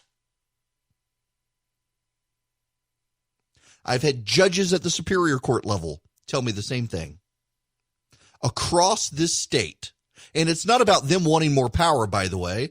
This is a pardon and parole is an executive power. It's not a judicial power, but they are outraged by the Board of Pardon and Paroles running as an unaccountable board that have let out a monster who the evidence showed had a compulsion to do this. It wasn't just a choice for this monster. It was a compulsion. And they let him out. And you and I know darn well that these people sit there and they think they're unaccountable. They are not accountable to you or anyone else, and they can get away with it because everybody's going to forget about it. Everybody's going to move on from it. Everybody's going to ignore it. We should not ignore it. We should not move on from it. We should hold them accountable. A man who was sentenced to prison for 1,000 years for the most prolific collection of child pornography on planet Earth got out after 7 years. Because the Board of Pardon and Paroles decided he had performance incentive credits, and oh, by the by, he was in for 5 more months than he should have been based on that. How do you get enough performance incentive credits to reduce a 1,000-year prison sentence to 7 years? In a sane world, you don't, and that suggests to me our Board of Pardon and Paroles is broken.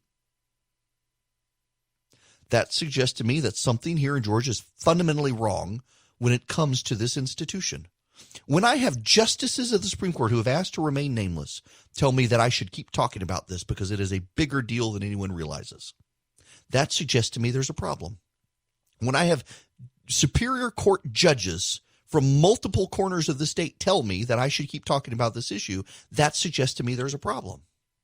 When I have district attorneys tell me that it's a problem, I believe them. It's a problem. And I have heard from district attorneys. I have heard from Supreme Court justices, Court of Appeals justices, judges, Superior Court judges. All of them say this board is a problem. I have not heard a word from the governor or the lieutenant governor or the speaker or any member of our state legislature. They have abdicated their responsibility to an unelected, unaccountable board. And that board has let a monster out of prison and sent him back to a community where he can do this again. The evidence overwhelmingly showed,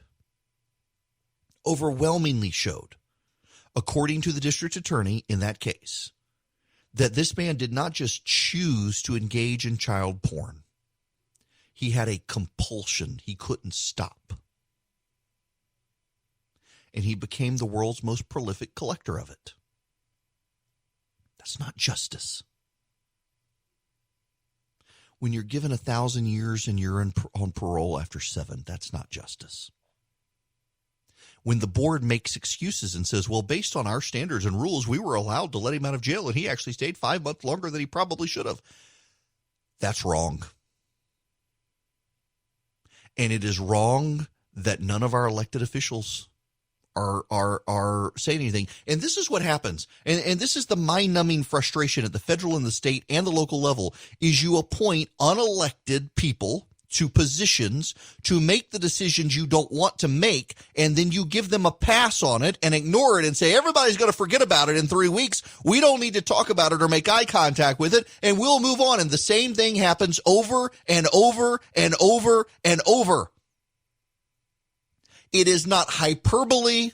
It is not distortion. It is not lie for me to tell you that members of our Supreme Court here in Georgia and Court of Appeals and Superior Court and district attorneys around this state who have heard me during this program and my evening program have reached out and said that this should be something I keep talking about, that it is a problem, and they have raised the issue behind the scenes. And just like with the rest of us, it falls on deaf ears with our elected officials that there is a problem.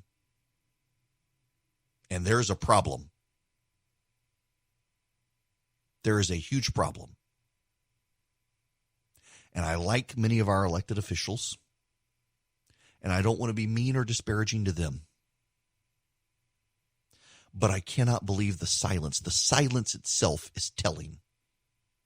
The silence is a damning indictment on the situation. The silence gives this board a pass to do this. I'm typing, yes, I want the name again. I want to be reminded. I want you to be reminded of who these people are. Terry Bernard, Brian Owens, James Mills, Jacqueline Bunn, David Herring. These are the members of the Board of Pardon and Paroles. When you go to their website, let me read you what their website says. Created by constitutional amendment in 1943, the Georgia Parole Board is a national model for stable and professional leadership. The agency was well constructed. It contains authority to carry out established needs of the criminal justice system, flexibility to address the unforeseen challenges, and protection to make decisions on paroles free from political influence. Protection to make decisions on paroles free from political influence. They even write it to say, screw you people, we're unaccountable.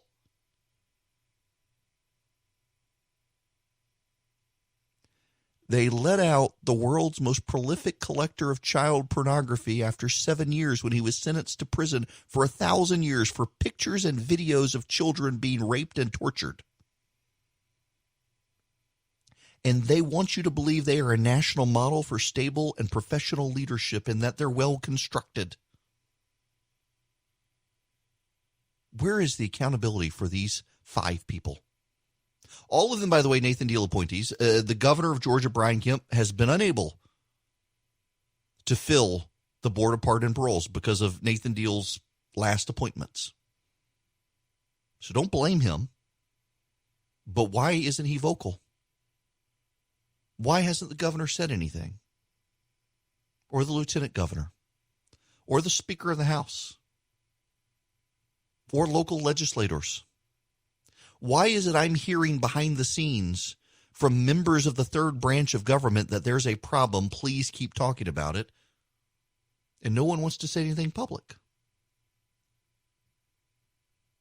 When you create a board and they brag about being free from political influence, and they let out the world's most prolific collector of child pornography, who collected 26,000 pictures and videos of children being raped, tortured, and sexually exploited, and they think it's a good thing that they're free from political influence, it is time to burn the thing down and start over. It is time to run a bulldozer through the Board of Pardon and Paroles. It is time to impeach them. It is time to shame them. It is time to drive them from any area of influence in this state. When you have members of the Supreme Court, the Court of Appeals, the Superior Court, and district attorneys all telling me, please keep talking about this board because it has problems, and not a single elected official in the state seems to be concerned about it, seems to pay attention to it, or seems to want to fix it. And we've got a guy, and it happened on July 1st. It came out. They made the decision on May 24th to let this guy out. It didn't get media attention until July 1st, the week before the 4th of July, and then silence, crickets. If I didn't bring it back up, you wouldn't even know about it. You would have forgotten it as well. Where is the accountability for these people? Where is the accountability? This isn't justice. They have let a monster with a compulsion to child pornography back out on the streets. and not a single elected official seems to care. They should. We should make them care.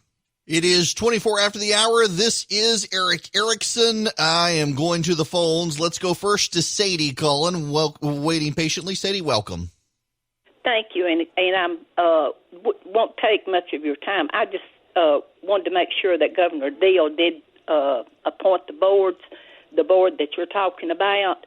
Mm-hmm. Tonight, in Community House down at Cornelia, Habersham County, Bo Hatchett and some more people running for different offices. It's going to be down there at 6 o'clock.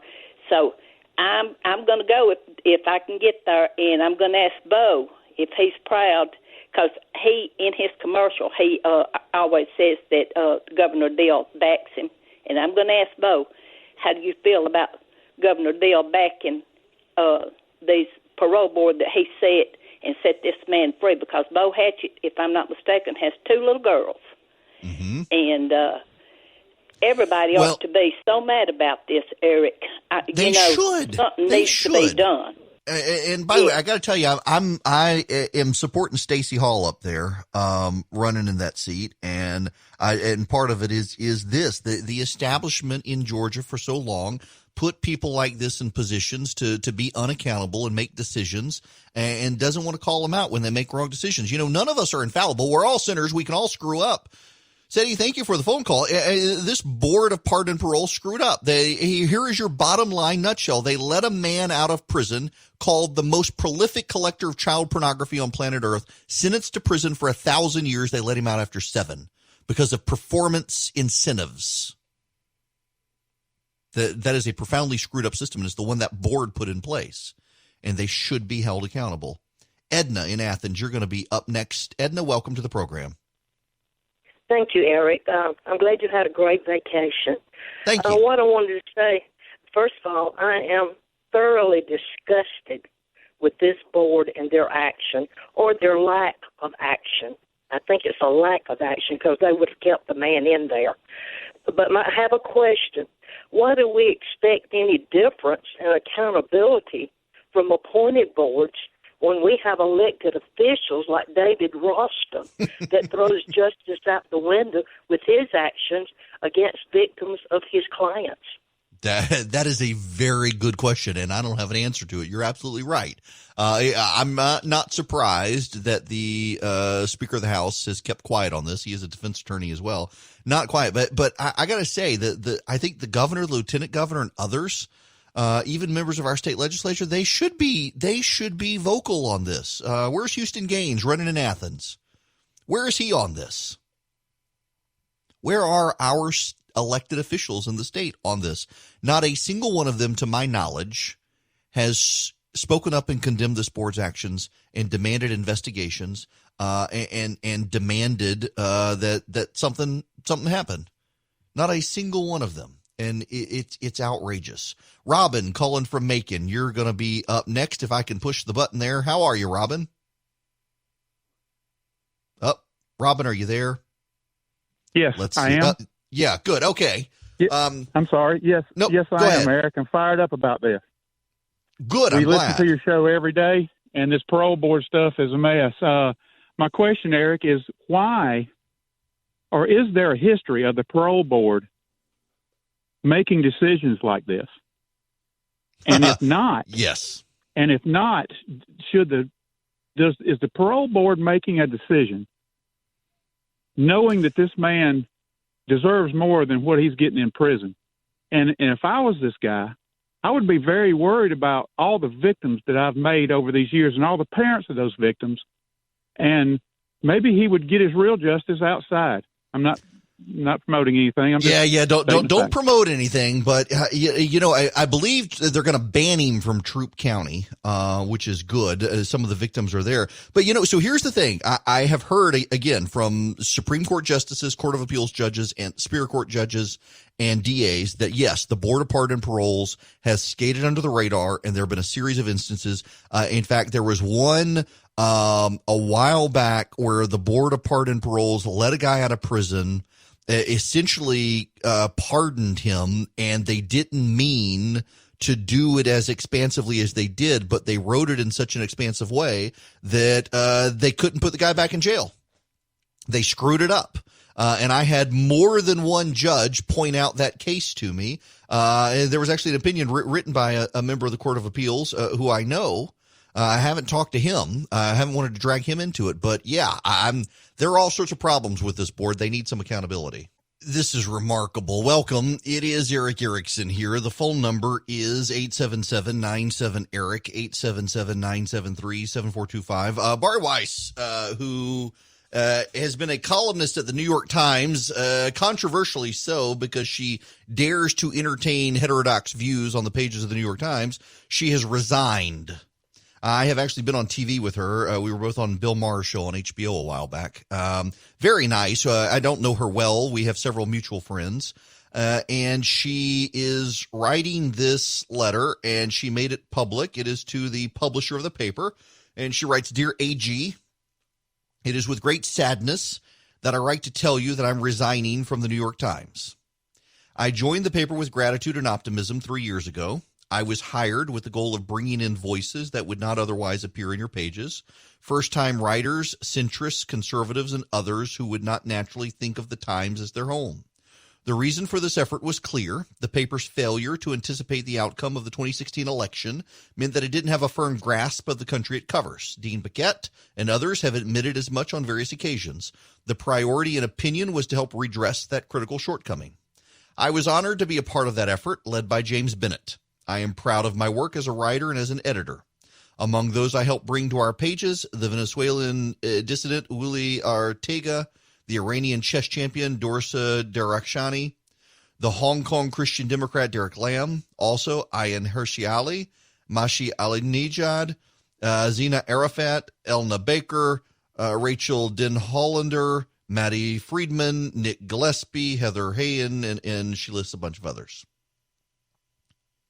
But the lessons that ought to have followed the election, lessons about the importance of understanding other Americans, the necessity of resisting tribalism, and the centrality of the free expression of ideas to a democratic society have not been learned. Instead, a new consensus has emerged in the press, but perhaps especially at this paper, that truth isn't a process of collective discovery, but an orthodoxy already known to an enlightened few whose job is to inform everyone else. Twitter is not on the masthead of the New York Times, but Twitter has become its ultimate editor. As the ethics and mores of the platform have become those of the paper itself has increasingly become a kind of performance space.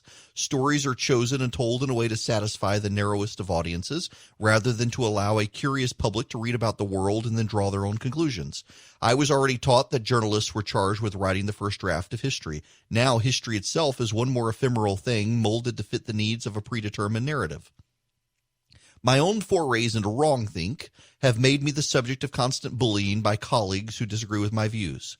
They have called me a Nazi and a racist.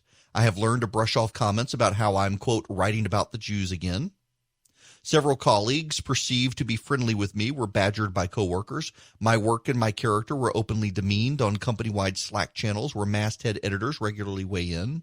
There, some coworkers insist I need to be rooted out if the company is to be truly inclusive, while others post axe emojis next to my name.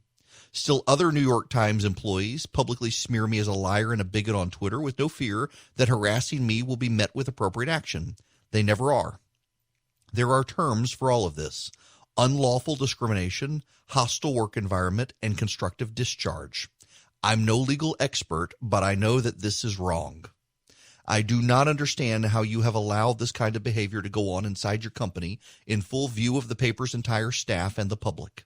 And I certainly can't square how you and other Times leaders have stood by while simultaneously praising me in private for my courage. Showing up for work as a centrist at an American newspaper should not require bravery. Part of me wishes I could say that my experience was unique. But the truth is that intellectual curiosity, let alone risk-taking, is now a liability at the New York Times. Why edit something challenging to our readers, or write something bold only to go through the numbing process of making it ideologically kosher, when we can assure ourselves of job security and clicks by publishing our 4,000th op-ed arguing that Donald Trump is a unique danger to the country and the world, and so self-censorship has become the norm? What rules that remain at the Times are applied with extreme selectivity.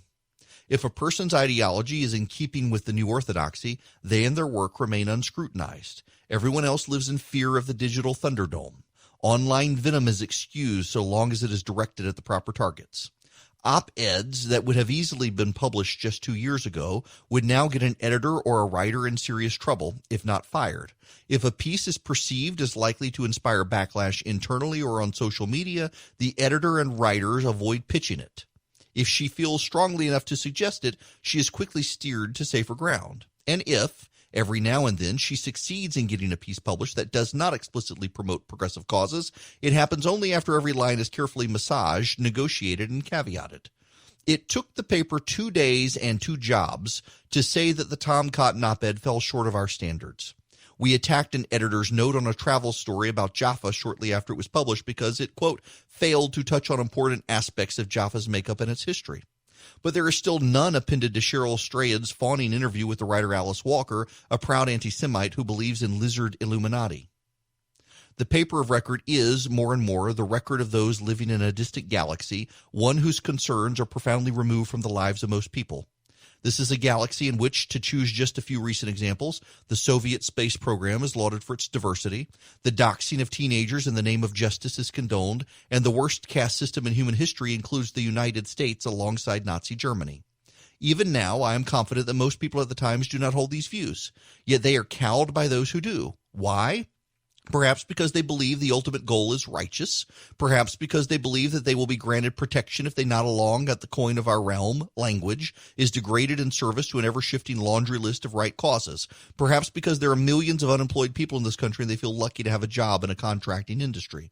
Or perhaps it is because they know that, nowadays, standing up for principle at the paper does not win plaudits. It puts a target on your back. Too wise to post on Slack, they write to me privately about the new McCarthyism that has taken root at the paper of record. All this bodes ill, especially for independent-minded young writers and editors paying close attention to what they'll have to do to advance in their careers. Rule 1, speak your mind at your own peril. Rule 2, never risk commissioning a story that goes against the narrative. Rule 3, never believe an editor or publisher who urges you to go against the grain. Eventually, the publisher will cave to the mob. The editor will get fired or reassigned, and you'll be hung out to dry. For these young writers and editors, there's one consolation. As places like the Times and other once great journalistic institutions betray their standards and lose sight of their principles, Americans still hunger for news that is accurate, opinions that are vital, and debate that is sincere. I hear from these people every day. An independent press is not a liberal ideal or a progressive ideal or a democratic ideal. It's an American ideal, you said a few years ago. I couldn't agree more. America's a great country that deserves a great newspaper. None of this means that some of the most talented journalists in the world don't still labor for this newspaper. They do, which is what makes the illiberal environment especially heartbreaking. I will be, as ever, a dedicated reader of their work, but I can no longer do the work that you brought me here to do, the work that Adolf Osch described in the famous 1896 statement, to make of the columns of the New York Times a forum for the consideration of all questions of public importance, and to that end to invite intelligent discussion from all shades of opinion. Osch's opinion is one of the best I've encountered. Osch's idea is one of the best I've encountered. And I've always comforted myself with the notion that the best ideas win out. But ideas cannot win out on their own. They need a voice. They need a hearing. Above all, they must be backed by people willing to live by them. Sincerely, Barry. That is the letter of resignation from Barry Weiss, who is not a conservative by any means, but has been willing to cover fairly conservatives on the pages of the New York Times. And she is resigning because the New York Times has hired a bunch of illiberal millennials, mostly, who can't stand the thought of the New York Times allowing views that disagree with their own. This is a heck of a letter. And every single person should study this to understand what's going on with the New York Times. The New York Times has always had a liberal bias. Do you know, remember the story of George H.W. Bush in 1992? Some of you, when I was a kid, when it happened. But I'm a student of history. I remember hearing the story. George H.W. Bush went to a supermarket. He went to an exhibition, an expo on the campaign trail of upcoming supermarket technology. And George H.W. Bush saw a supermarket checkout scanner. You know, the scanners like we have in the grocery stores now. You can put the item on the laser scanner. It can weigh it. It can help you determine that it's a lime or a lemon and charge you, and away you go. And George H.W. Bush was amazed at the checkout scanner. He had never seen anything like it. Well, no one else had at the time either because they didn't exist. In fact, those sorts of supermarket checkout scanners did not come out for another 10 years. But a writer at the New York Times took an unremarkable story. The writer at the New York Times was not at the event. There was a pool reporter. A pool reporter is from the news organizations have a pool of reporters. They assign someone to travel. This pool reporter was assigned to travel with the President of the United States to cover the event. It was an unremarkable event. It made it into several newspapers. But then this writer, this opinion writer, wrote a piece and made it into a very big deal that George H.W. Bush had lived such a sheltered and exclusive life that he did not know how supermarkets worked and how scanners worked. Now, never mind that the scanner that George H.W. Bush was impressed by was one that did not exist at the time and would not actually be rolled out in stores nationwide until the early 2000s. It was a prototype.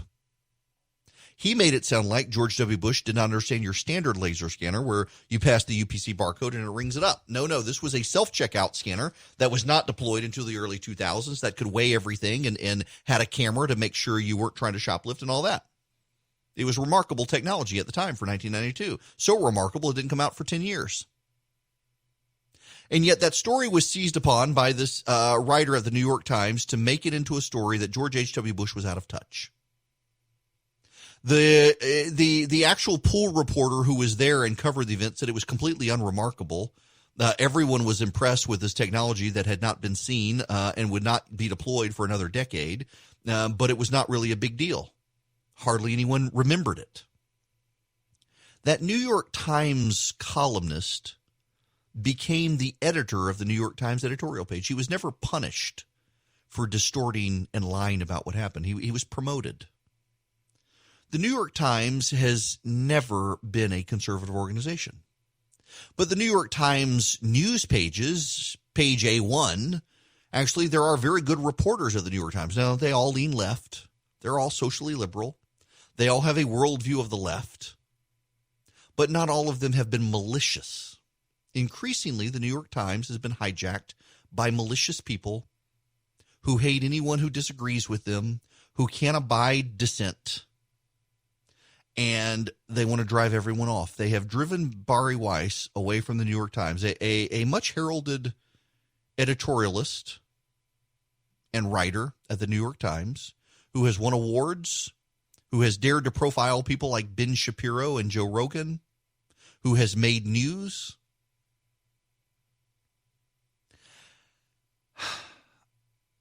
And I don't think the New York Times is going to do anything about it. This isn't going to be a wake-up call to the New York Times. This is going to be affirmation that she was damaged goods and should have been gone. And this is going to be, listen, I got people mad at me yesterday for being very blunt and being very outraged.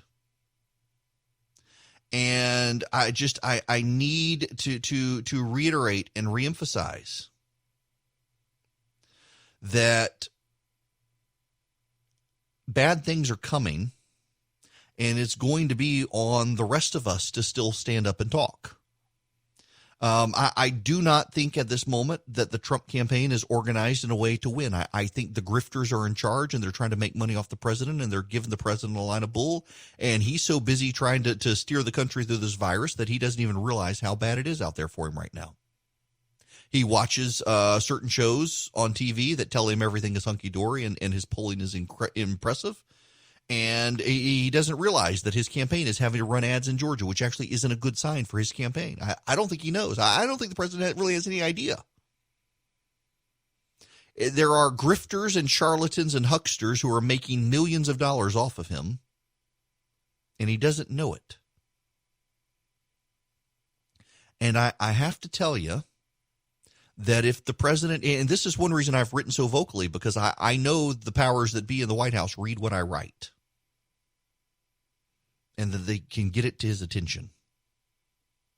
And if things don't change, the other side's going to win, and they're going to be emboldened to do what's happening at the New York Times. The New York Times is a precursor for bad things happening elsewhere when they come to try to get us. It's a problem, very much a problem. And I'm concerned because I think the Republicans are dropping the ball on this. There are ways to message this to wake people up to it.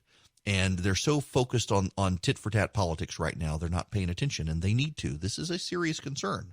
And the left is coming for all of us. And some of us, I got a microphone, and I have self-built my affiliates, my advertisers. I said that earlier. It's going to be hard for them to cancel me, but man, they're going to cancel as many of us as they can. All of us have to stand up to it. This is Eric Erickson, and you can't call in now because the hour is late. The time is short. And I want to play you some audio, and I want to talk about this at the end, and I think it's very important. First, I want to play you a montage that the Washington Free Beacon put together. This is of CNN. We need to talk much more about Fox News. The stars on Rupert Murdoch's Fox News channel. Last night I was watching Fox News. Tucker Carlson, Sean Hannity. Tucker Carlson. Sean Hannity. Fox and Friends. Fox News with Sean Hannity. Fox has a reporter there. It's over on Fox News. And here's what Fox News did. And then over on Fox News. On Fox News. Over on Fox News. You see that a lot happening over on Fox News. Something interesting at Fox News this week. Your last night on Fox News. Fox News interview last week. And I know you heard what happened on Fox News last night. Last night on Fox News. Last night on Fox News. Last night on Fox News. But this morning on Fox News. Meanwhile, Fox News. He said last night on Fox. Last night on Fox. Last night on Fox. Last night on Fox News. Last night on Fox News. He goes over on Fox. Fox News. Fox News. Fox News. Fox News. Fox News. Fox News. Fox News. Fox News. Fox News. Fox News. Fox News. Fox News. Fox. Fox. Fox. Fox. Fox. Fox. What's the agenda? Yeah, what is it? To be a Fox contributor, isn't it? If you know how to speak the Fox News language. That is the CNN obsession with Fox News. Now there is a scripture verse from Numbers 32. Your sins will find you out.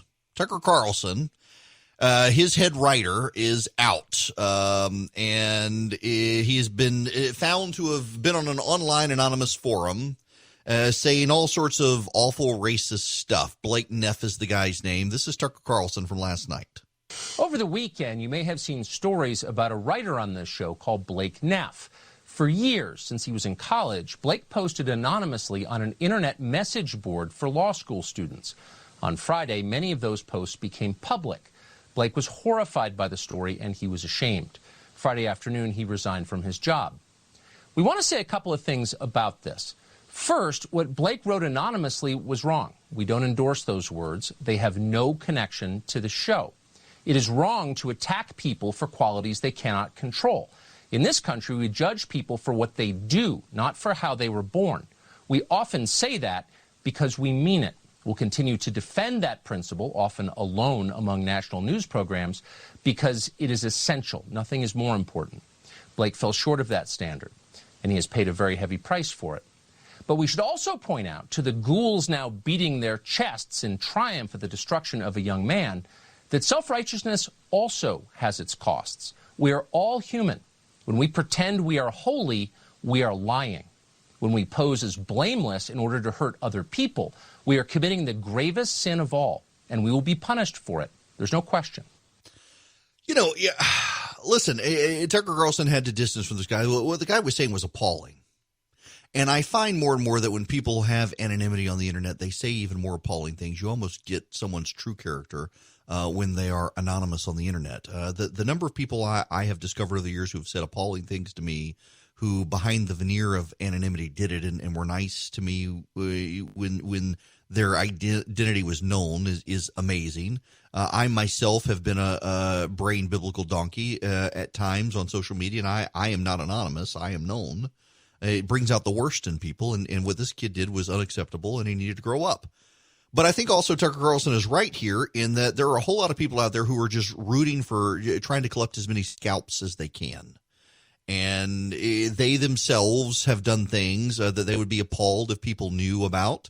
And they're just out to get Tucker Carlson and Fox. They're out to get him because he's the number one show on television. They all think he's a racist. They hate Fox News. They're obsessed with Fox, and they're trying to tear it down. And again, you got to stand up to the mob.